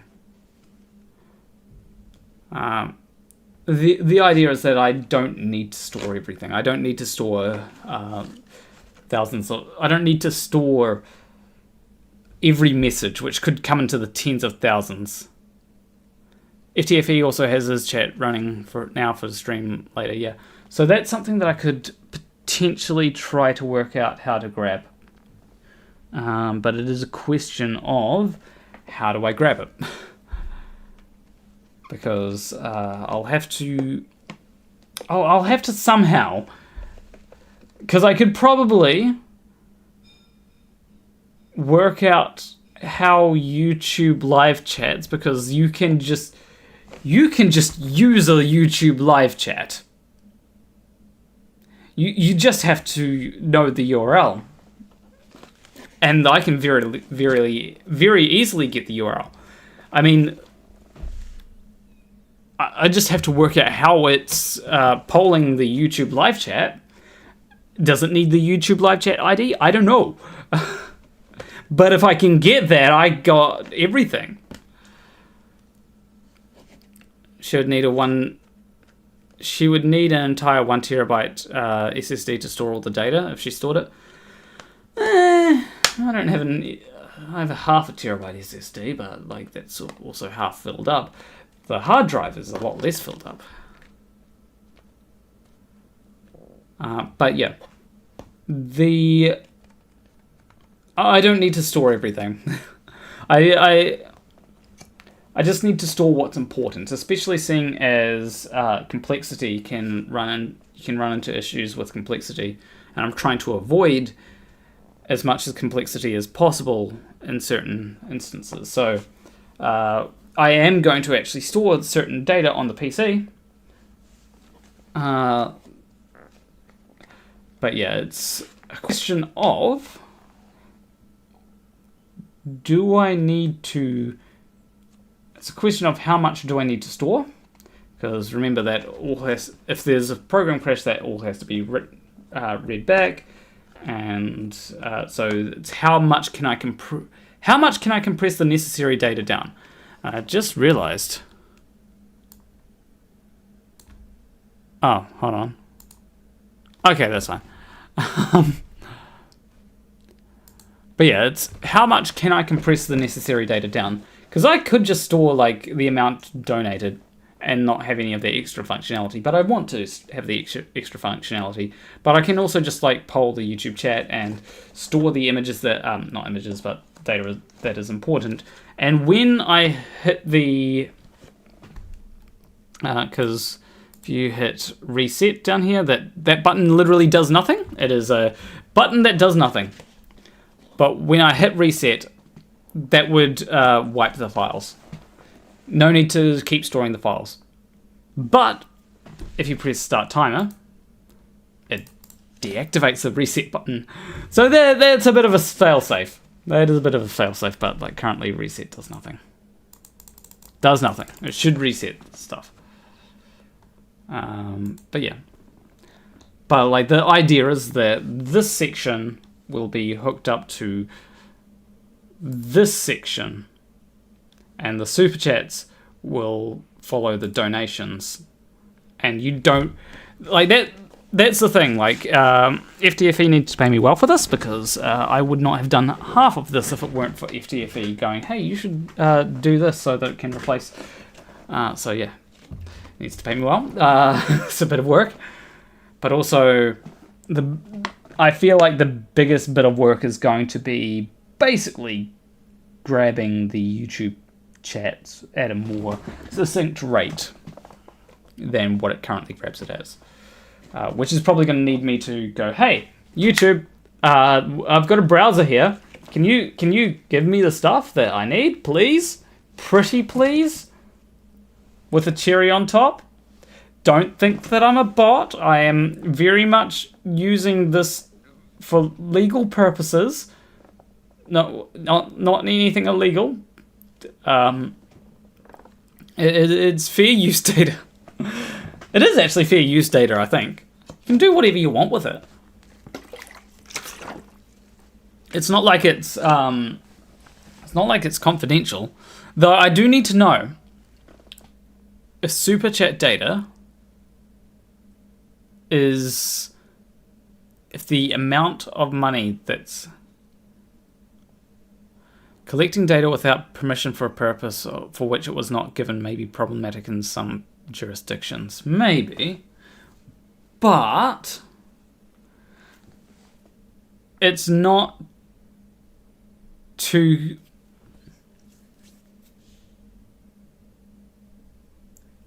I'm pretty sure that it's what I'm doing is perfectly legal. I'm pretty sure that what I'm doing is perfectly legal. It's just a thing that I can do. It's a thing that I'm allowed to do. I think. Pretty sure. I'm pretty sure there's no, like, you know, like I modify stuff. I've modified the live chat. Money is usually public knowledge. Yeah, it's just a matter of whether they include that data in the actual live stuff that they send out.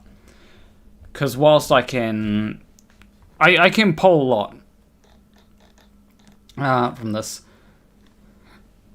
So yeah, it's a question of how much is YouTube going to send me in terms of data, and how much will I need? Because, like with the $5, it's fine. You know, it's not too much of an issue. But I need to know how to get that extract that amount, that money amount, and then pass it through and essentially pass it through the exchange rates. Because, you know, if someone if someone donates $5 and then someone donates like 5 yen, yeah. Debatable D says Clive Wells, it would mainly concern private sensitive data, but if it is the username, donation amount in chat, that is all public. Yeah, all this information that I'm getting is public information. It's not something that there may be some things that it doesn't like when grabbing certain things, but I'm going to try and make it all use public stuff. Rather than using various different things. But yeah, it's a matter of switching it over, because I've basically worked out the YouTube API. I now know how to use the YouTube API. That is easy for me. Trying to just grab things directly from YouTube, now that's hard. At least it's not deep inside the Rabbit Holes app. Exactly. I'm not storing your passwords.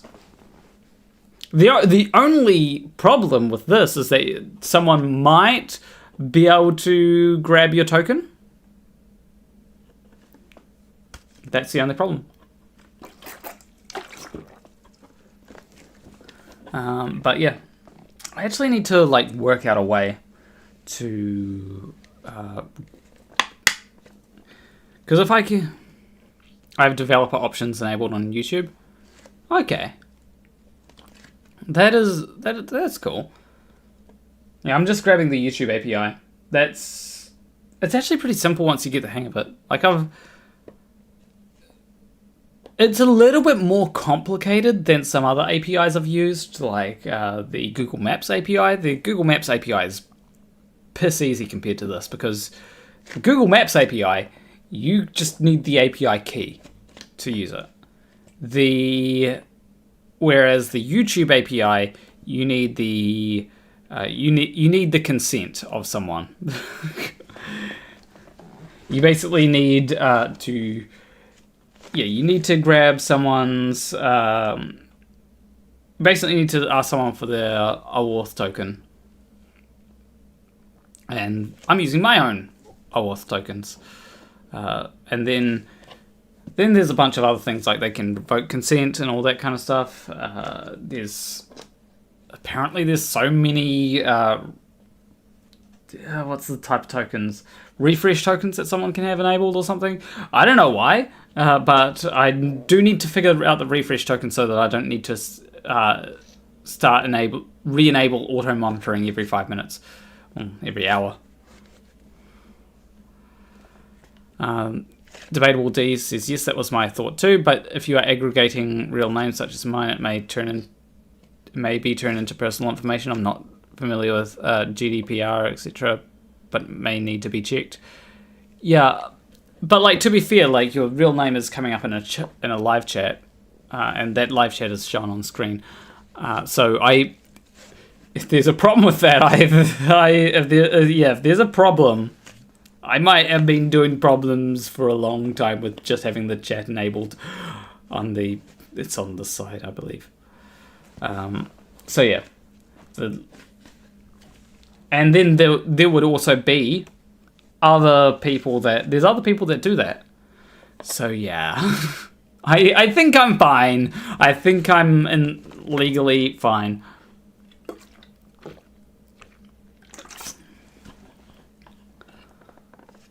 Also, like, there's a million people that could be Clive Wells. There's a million people that could be Clive Wells. There's probably a Clive Wells in America. There's probably a Clive Wells in Australia. The American version of you is somewhere, and the Australian version of you is fighting a kangaroo. Because you need to watch out for kangaroos sometimes. That is my wisdom of the day.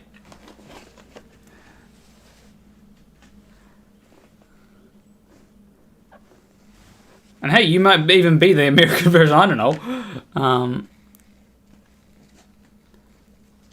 GDPR concerns the retention of data rather than the use of data. It's no different than your on-screen chat that you already have enabled. Okay. So, like, with the on-screen chat is being stored as a thing, so does that count? I can't speak to American or English laws, but I can speak a bit to GDPR and South Africa's Popey Act. Oh, I don't know much about that. Some kangaroos look like they went to the gym. They're jacked. Yeah, that's what. Like, if you went, like, seriously, if everyone started hopping around everywhere, your legs would become like. Your legs would be quite jacked. So, like, start hopping around everywhere. Like, don't care what people say. You're gonna have, like, thick legs. You could squeeze someone's head between them sometimes. I, unfortunately, have not been able to do that. Not to the extent that I would like, because apparently piercings are annoying. I have been in that position, though. Hop everywhere and get tennis legs. Exactly. Then you can squeeze someone's head between your thighs. That's what everyone wants. That's the goal. That is the goal that people want.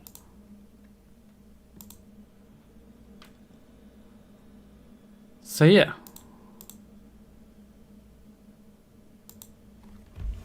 I'm not asking. I'm not asking.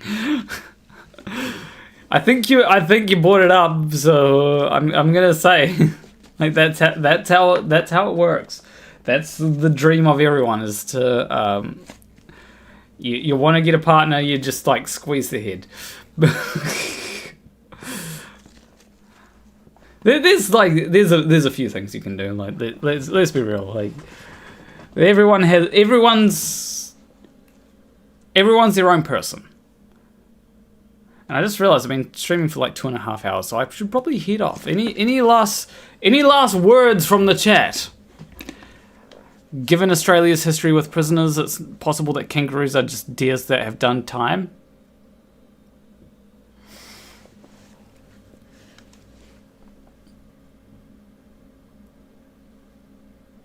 Have you run that by Kent Hovind? I'm sure he'd have a few words to say about that, so... yeah, you have you ever seen a deer give birth to a kangaroo? And my thing just crashed.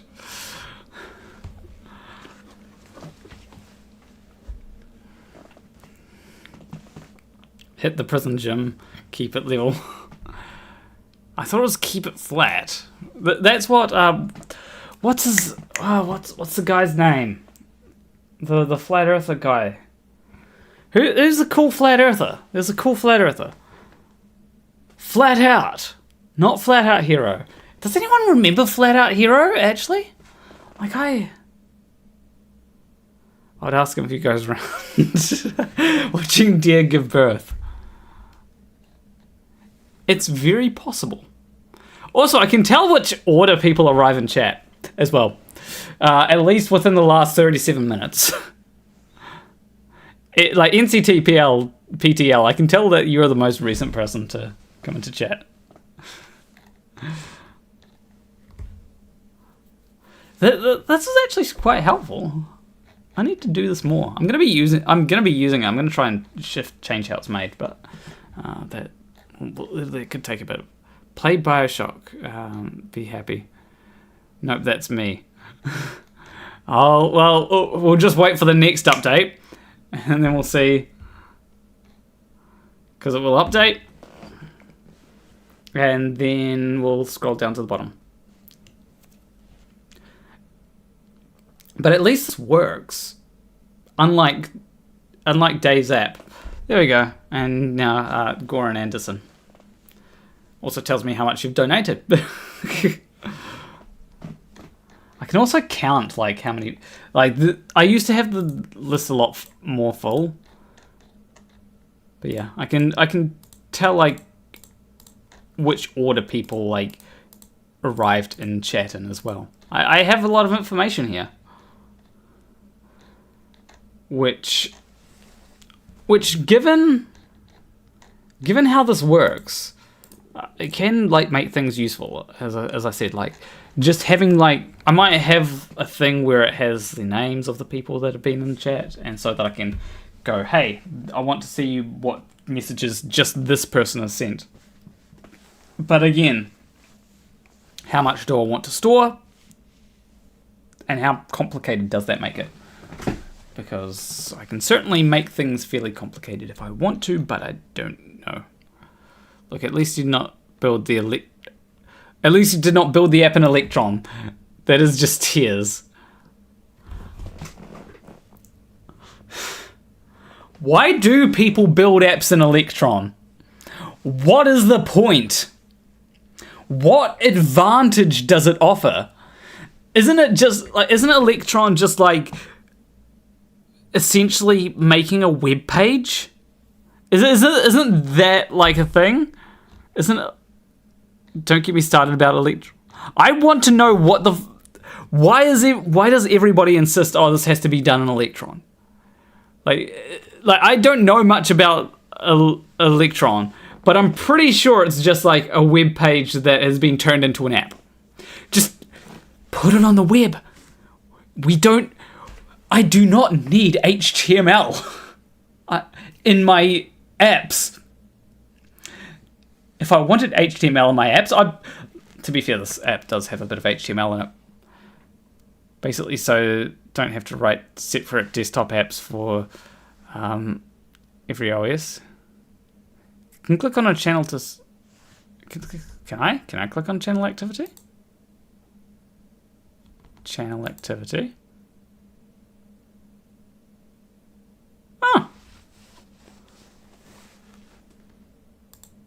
Nifty. Thank you, Clive Wells. I did not know that I could do that. I did not realize that was a thing that was possible. Okay, I'm going to start using that if I ever need to. I don't know when I'll need to. I guess I did. Hey, you saved me on having to store a bunch of information. Because JavaScript and web developers now outnumber all other developers, like the armies of Sauron outnumbered man, and now they get to commit crimes by running local web apps as desktop apps. Yeah, just make it. If you're going to make something that uses HTML, CSS, and JavaScript, make it run in my web browser. I do not need to download Twitter as its own thing. I refuse to download Twitter as its own thing unless it's on my phone, because it just sort of comes on my phone like that. It's cross-platform. Yeah, the browsers are cross-platform. Browsers themselves are cross-platform. I do not need that browser to be in an app. Rust is good for cross probably. I don't use Rust. I've heard that the code is terrible. I don't think anyone needs to download Twitter, as anyone's saying. Yeah, actually, to be fair, I have been using a different app that's not Twitter lately. So if you want to go follow me on a app that... so if you want to follow me on not Twitter, Blue Sky. I tweet about random stuff, and there's also a deck pic.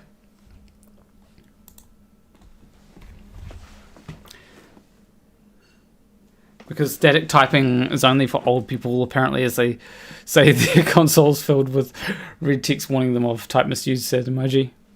I prefer static typing.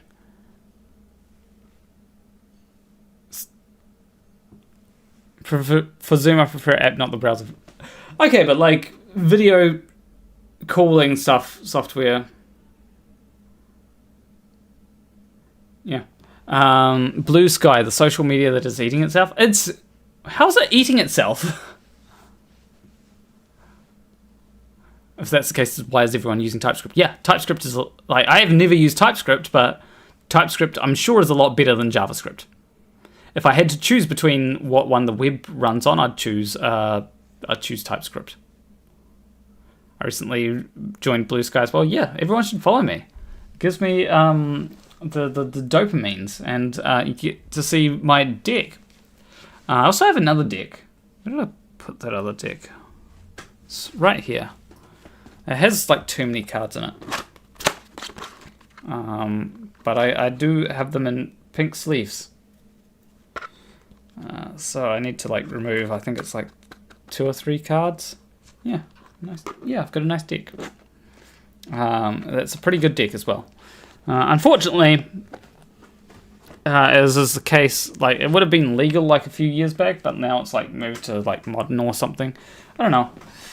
I don't like how it's like, oh, you got like every few years, if you want to be able to play in things, you've got to have a new deck, and it's like annoying.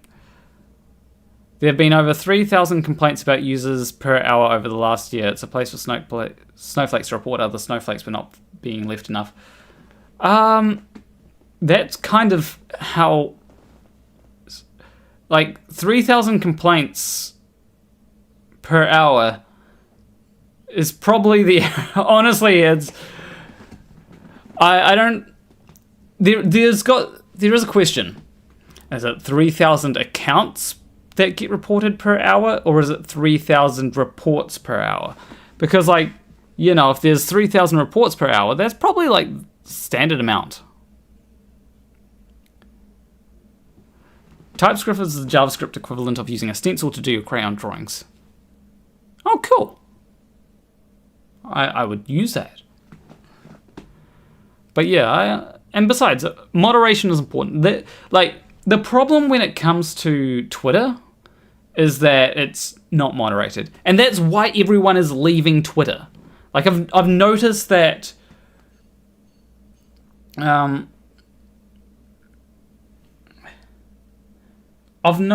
it comes to Twitter, like, I've lost a bunch of followers. And the reason why is because, like, Twitter has basically become a propaganda machine.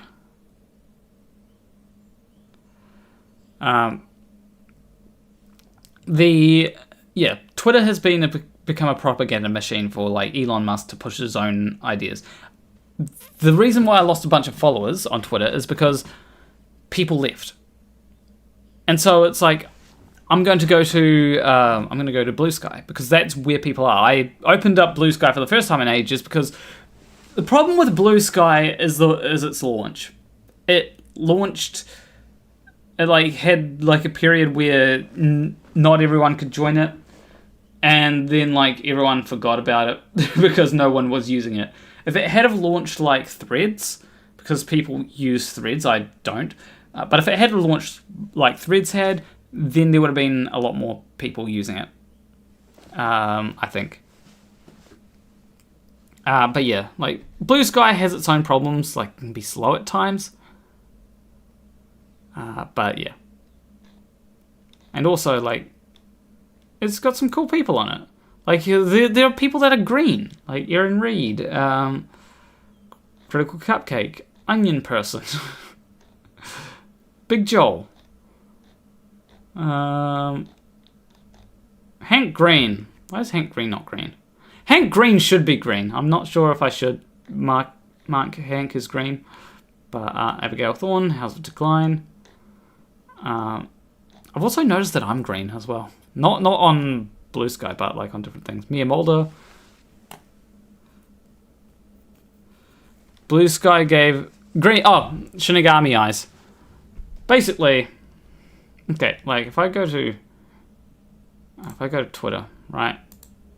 So I'm green on Twitter, but if I go to Twitter and I just scroll down, Alex Jones, red. Matt Walsh, red. Stephen Cray, red. Dusty Smith, green. Nate Talks to You, green. How is Elon Musk not marked? How? Basically, if someone is transphobic, they'll be marked as red, and if someone is trans positive, and it's not enough to be like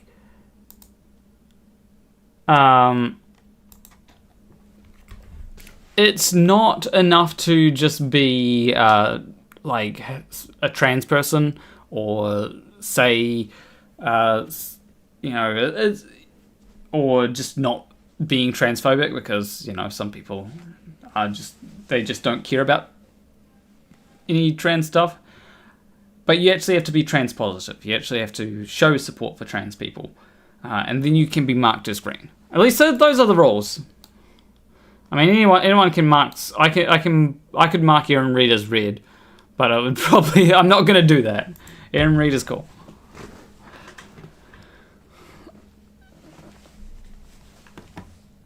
LMAO saying there are two sexes makes you transphobic now. I wouldn't say that. I'd say that it depends how you say it. Like, saying, I'm transphobic because I said that there are two sexes, that's kind of transphobic, because, like, that in it of itself is because you're conflating sex with trans people, which is not the argument. Like, if you say, there's only two sexes but trans people are valid, that's not transphobic. I would disagree with you on that, because I think that it depends how you define sex, which I know I'm becoming like Jordan Peterson when I say that, but like, seriously, like, how do you define sex? Well, you could define it by the gametes. Well, what if you have both gametes? What if you have neither gametes? Okay, well, define it by the equipment that that is produced to what gametes is the equipment that you have for, and it's like, okay, well, what if your equipment is ambiguous and you have like neither or both?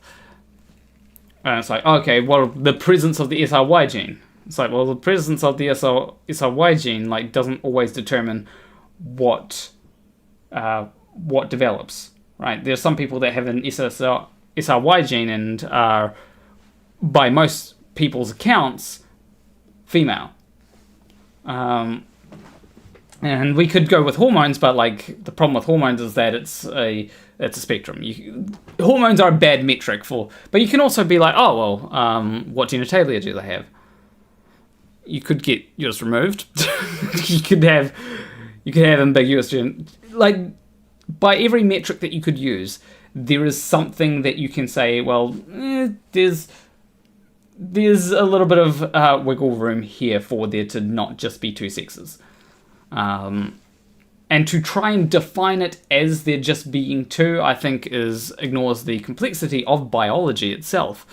Like, if you say, man is XY and woman is XX, well, then that ignores the complexity that it's not just XY or XX. You can have XXX. You can have XXY. You can have different things, and people will say, well, that's just those are just variations on male and female, and it's like, okay, sure, but then you're not actually using the XXY or XY and XX to define sex there. Sex applies across the animal kingdom, not just to humans. Yeah, and also like there's a bunch of other stuff as well. So I'd say that when it comes to saying that there are only two sexes, if you're saying it in earnest because it's something that you genuinely believe because of the way you define sex, then fine. That's not transphobic. But if you're saying it if you're saying it in relation to trans people, when the argument is not that, it's like sometimes trans people will try to argue about sex and that, and it's like, I think it should be mostly about gender because that is what is the main thing that gets changed. There are some arguments to be made around sex and like how do we define sex, and like hormonally I have changed my sex, and then there's surgeries that you can use to change other sexual aspects. So I can change my genitalia. That is an aspect of sex. The reality is, it is complicated, and regardless of the person's gender, there one would hope there's at least a little wiggle room somewhere. Yeah, like and like gender is something that is related to sex. I will agree that gender and sex are intertwined in a lot of ways because gender is a construct that was based on sex. We saw that, some people have penises and some people have vaginas. And then we decided, okay, well, because you have a penis, you have to act this way, and because you have a vagina, you have to act that way. And then because of that, we've developed a lot of societal things based on these. And yeah, there are some differences between... I will say that there are some differences between males and females. But a lot of those are just hormones. Like, literally, like, you want to, like, talk about, like, male aggression... Hormones and probably and like socialization are the two things. I'd say that like testosterone can make people more aggressive or more I don't know, like there's a term that I remember someone using, but I think it's like aggressive. I saw a great post where a statistician spoke about overlapping distribution regarding various characteristics and data points over sex and gender was interesting. Yeah. And like most people are cisgender. Most people, and like here's the thing, as a species, gender dysphoria is real. It's not like there is something in the brain that says that you're male or female. In relation to gender. Doesn't always, but it's also a spectrum. So that thing in the brain could just not care. It could be like, oh, I don't mind wearing a skirt. Oh, I don't mind wearing pants, or men's pants or something. There is a part of the brain that will that does that, and I find that a lot of people who have never had to present as the opposite gender, they don't realize that gender dysphoria is a real feeling because, well, they've never had to go through the experience of it. Cisgender people can experience gender dysphoria if they are made to present as the wrong gender. In my opinion, in sport, there should be only two. Then outside, you can be whatever you want. I think that sport's a really interesting topic. A lot of people are like, should trans women compete against cis women? And I think yes. I think that, I think if your point is to have people competing against people that, if you want to say that people have to compete against like their own, like the whole sex thing is like saying, oh, if you're a male, you have to compete against males, and if you're a female, you have to compete against females. Then you get into the whole thing about like, what if you get someone like a main Khalif, who it's not been confirmed, I don't think, but like, what if main Khalif has XY chromosomes? Does she now have to compete against men? I'd hope not. Like, she probably has a big disadvantage there, and so you get a lot of cases where it's like, okay, well, this person has an unfair advantage over these people, and it's like, that's kind of the whole thing. Is everyone that's in sports has an unfair advantage over other people in sports, at least at the top levels. Michael Phelps is an example. Michael Phelps has an unfair advantage against all the other swimmers. So you do get into this area where you can try and control for fairness, but like, at what point are you just saying, you get out? Especially like if someone wants to do sports, like let's say Leah Thomas wants to do sports, and you're like, okay, well, Leah Thomas, you have to compete against men, even though you've been taking estrogen, and estrogen decreases your ability to be able to do the sport that you're doing, meaning that you will have an unfair disadvantage. And that's a fact, by the way. If you're taking something like estrogen, you're taking testosterone blockers, you will have an unfair, as a trans woman, you will have an unfair disadvantage against men.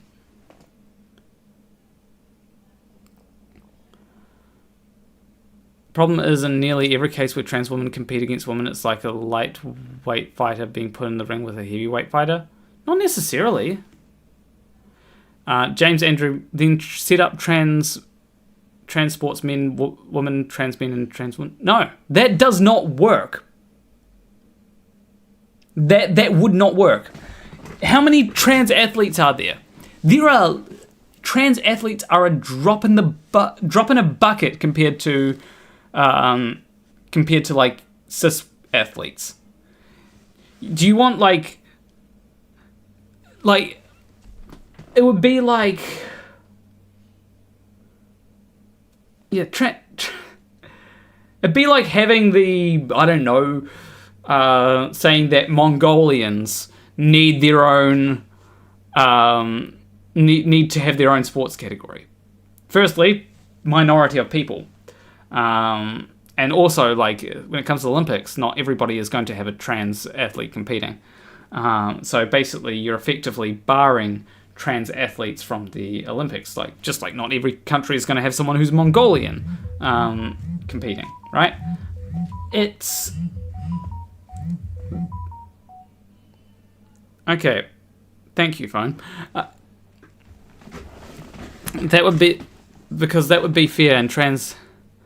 athletes don't want to be fair. They want to win. Leah was 400 in the category, one of the women's. The problem that you get is, though, that the fair thing is not to, it depends how you define fair, right? Trans divisions would get no funding. Women's divisions are already underfunded. You want to talk about, like, women's sports? Yeah, they're underfunded as heck. It's all hell.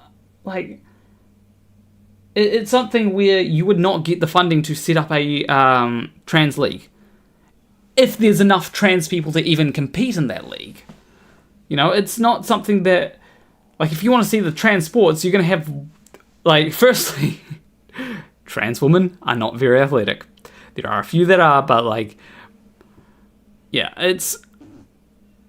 What if a sport like gymnastics, where lightness is an advantage, equestrian is officially gender neutral, despite there too being a lighter rider has an advantage? Yeah, like, it's something where I think a lot of people overestimate how much bones, like Q angles and stuff, have an impact on sports, but then underestimate how much something like testosterone has an impact on sport. They act like testosterone does nothing, even though it does. There are trans men who outcompete cis men when it comes to like certain sporting competitions. There are trans men that outcompete cis men because testosterone is the main thing that does it. And if you want to say, let's make it fair, here's what you do. If you really want to try and control for like all the different angles and stuff, like firstly, you're probably not going to test people's angles. Because like there are going to be cis women that have like certain Q angles that are more in, closer to what a man's Q angles would be, right? A cis man's Q angles. You're not going to test that. So what you can do is you can say, okay, well, let's make it so that the testosterone requirements for trans women, let's make them a little bit lower than for cis women. Problem solved.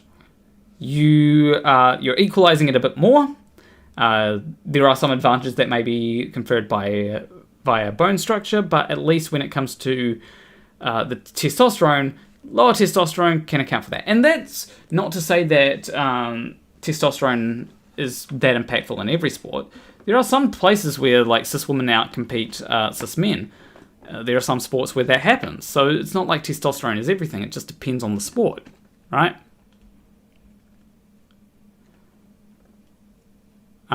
Depends how you define fear.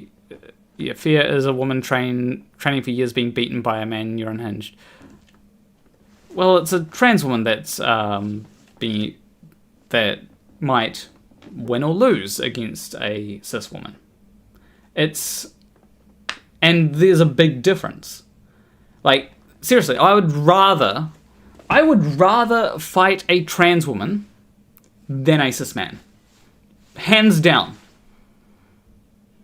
Like, if you were to be like, okay, just random cis man on Earth or a random trans woman, I'd be like, oh yeah, I'm gonna fight the trans woman. Why? Because I have more of a chance. I'm not that strong myself. I have more of a chance against a trans woman. In fact, if you said that I had to fight either a trans woman or a cis woman, I'd probably actually go for the trans woman. Because trans women do not tend to be athletic.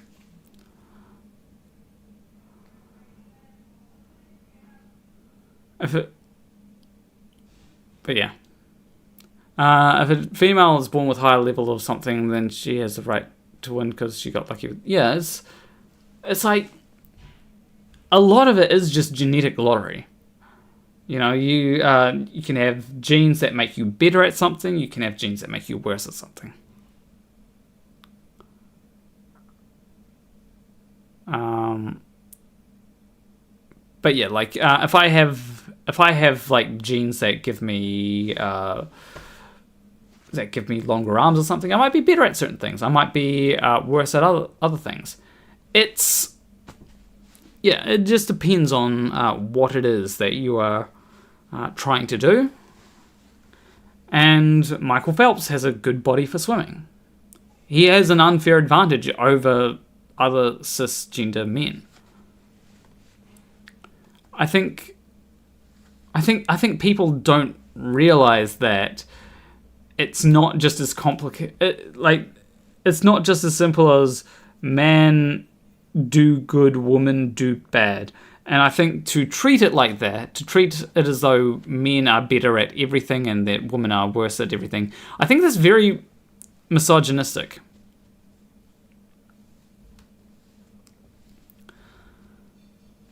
In South Africa, we went through this years before the current trans sports panic with Caster Semenya, and I lost a lot of faith in rational discussion because of that response. Yeah, there's a lot of people that will just like try to simplify it down, and I don't like when people try to be like, oh well, men good at things, women bad at things. It's like, no, that's a very narrow view of the world, and it's not like that.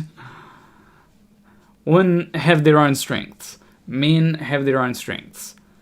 And sometimes it is just simply testosterone. Sometimes it's other aspects like bone structure sometimes. But if it is bone structure, that needs to be studied. And you need to look at how bone structure affects things. You need to look at how testosterone affects things. Otherwise, you're just like separating things for the sake of separation. And that has been done before. Well, not for the sake of separation, separating things so that men's egos won't get hurt. In fact, that's a lot of it, isn't it? Like, men have really fragile egos.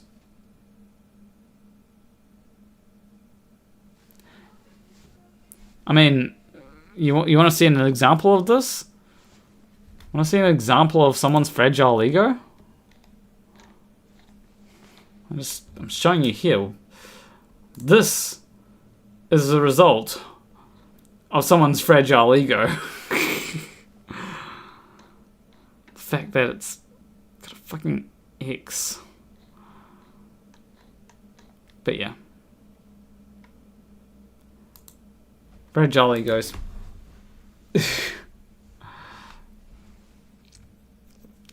But yeah.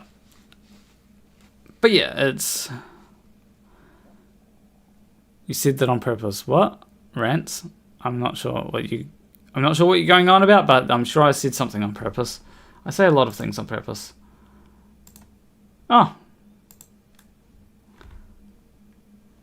I should probably not show that.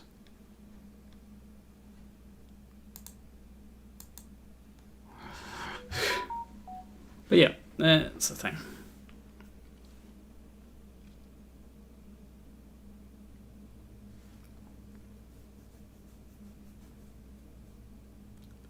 Need to pull up nowadays the Jubilee interview Ben Shapiro had it was a trans. Oh yeah, I saw that.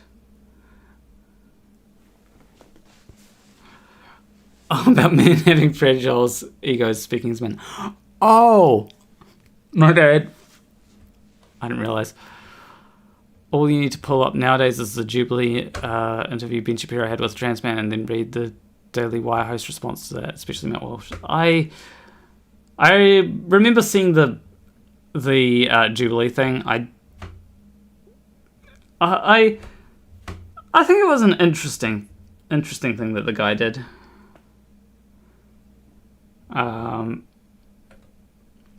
Not sure that it was quite on topic, but you know, it could be a thing on how to shut down a conservative. Anyway, I'm going to head away.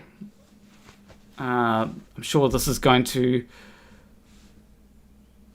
Yeah, I need to make so that I don't have to keep on logging in. Anyway, what's the thing? There we go. That's the thing. All right. Leave a like and subscribe if you like this stream. Leave a comment letting me know what you'd like me to do in future streams. Yeah, my brain is a little bit fried. People broke the chat, the thing that I was working on, and I can sign in again. And so it's like, yeah, cool. But now I know that it's working properly. I know that it can... I know that I can do more with it. So that's always good. So thank you, everyone. Alright, I will see you in the next stream or video. Between you and me, thank you for watching.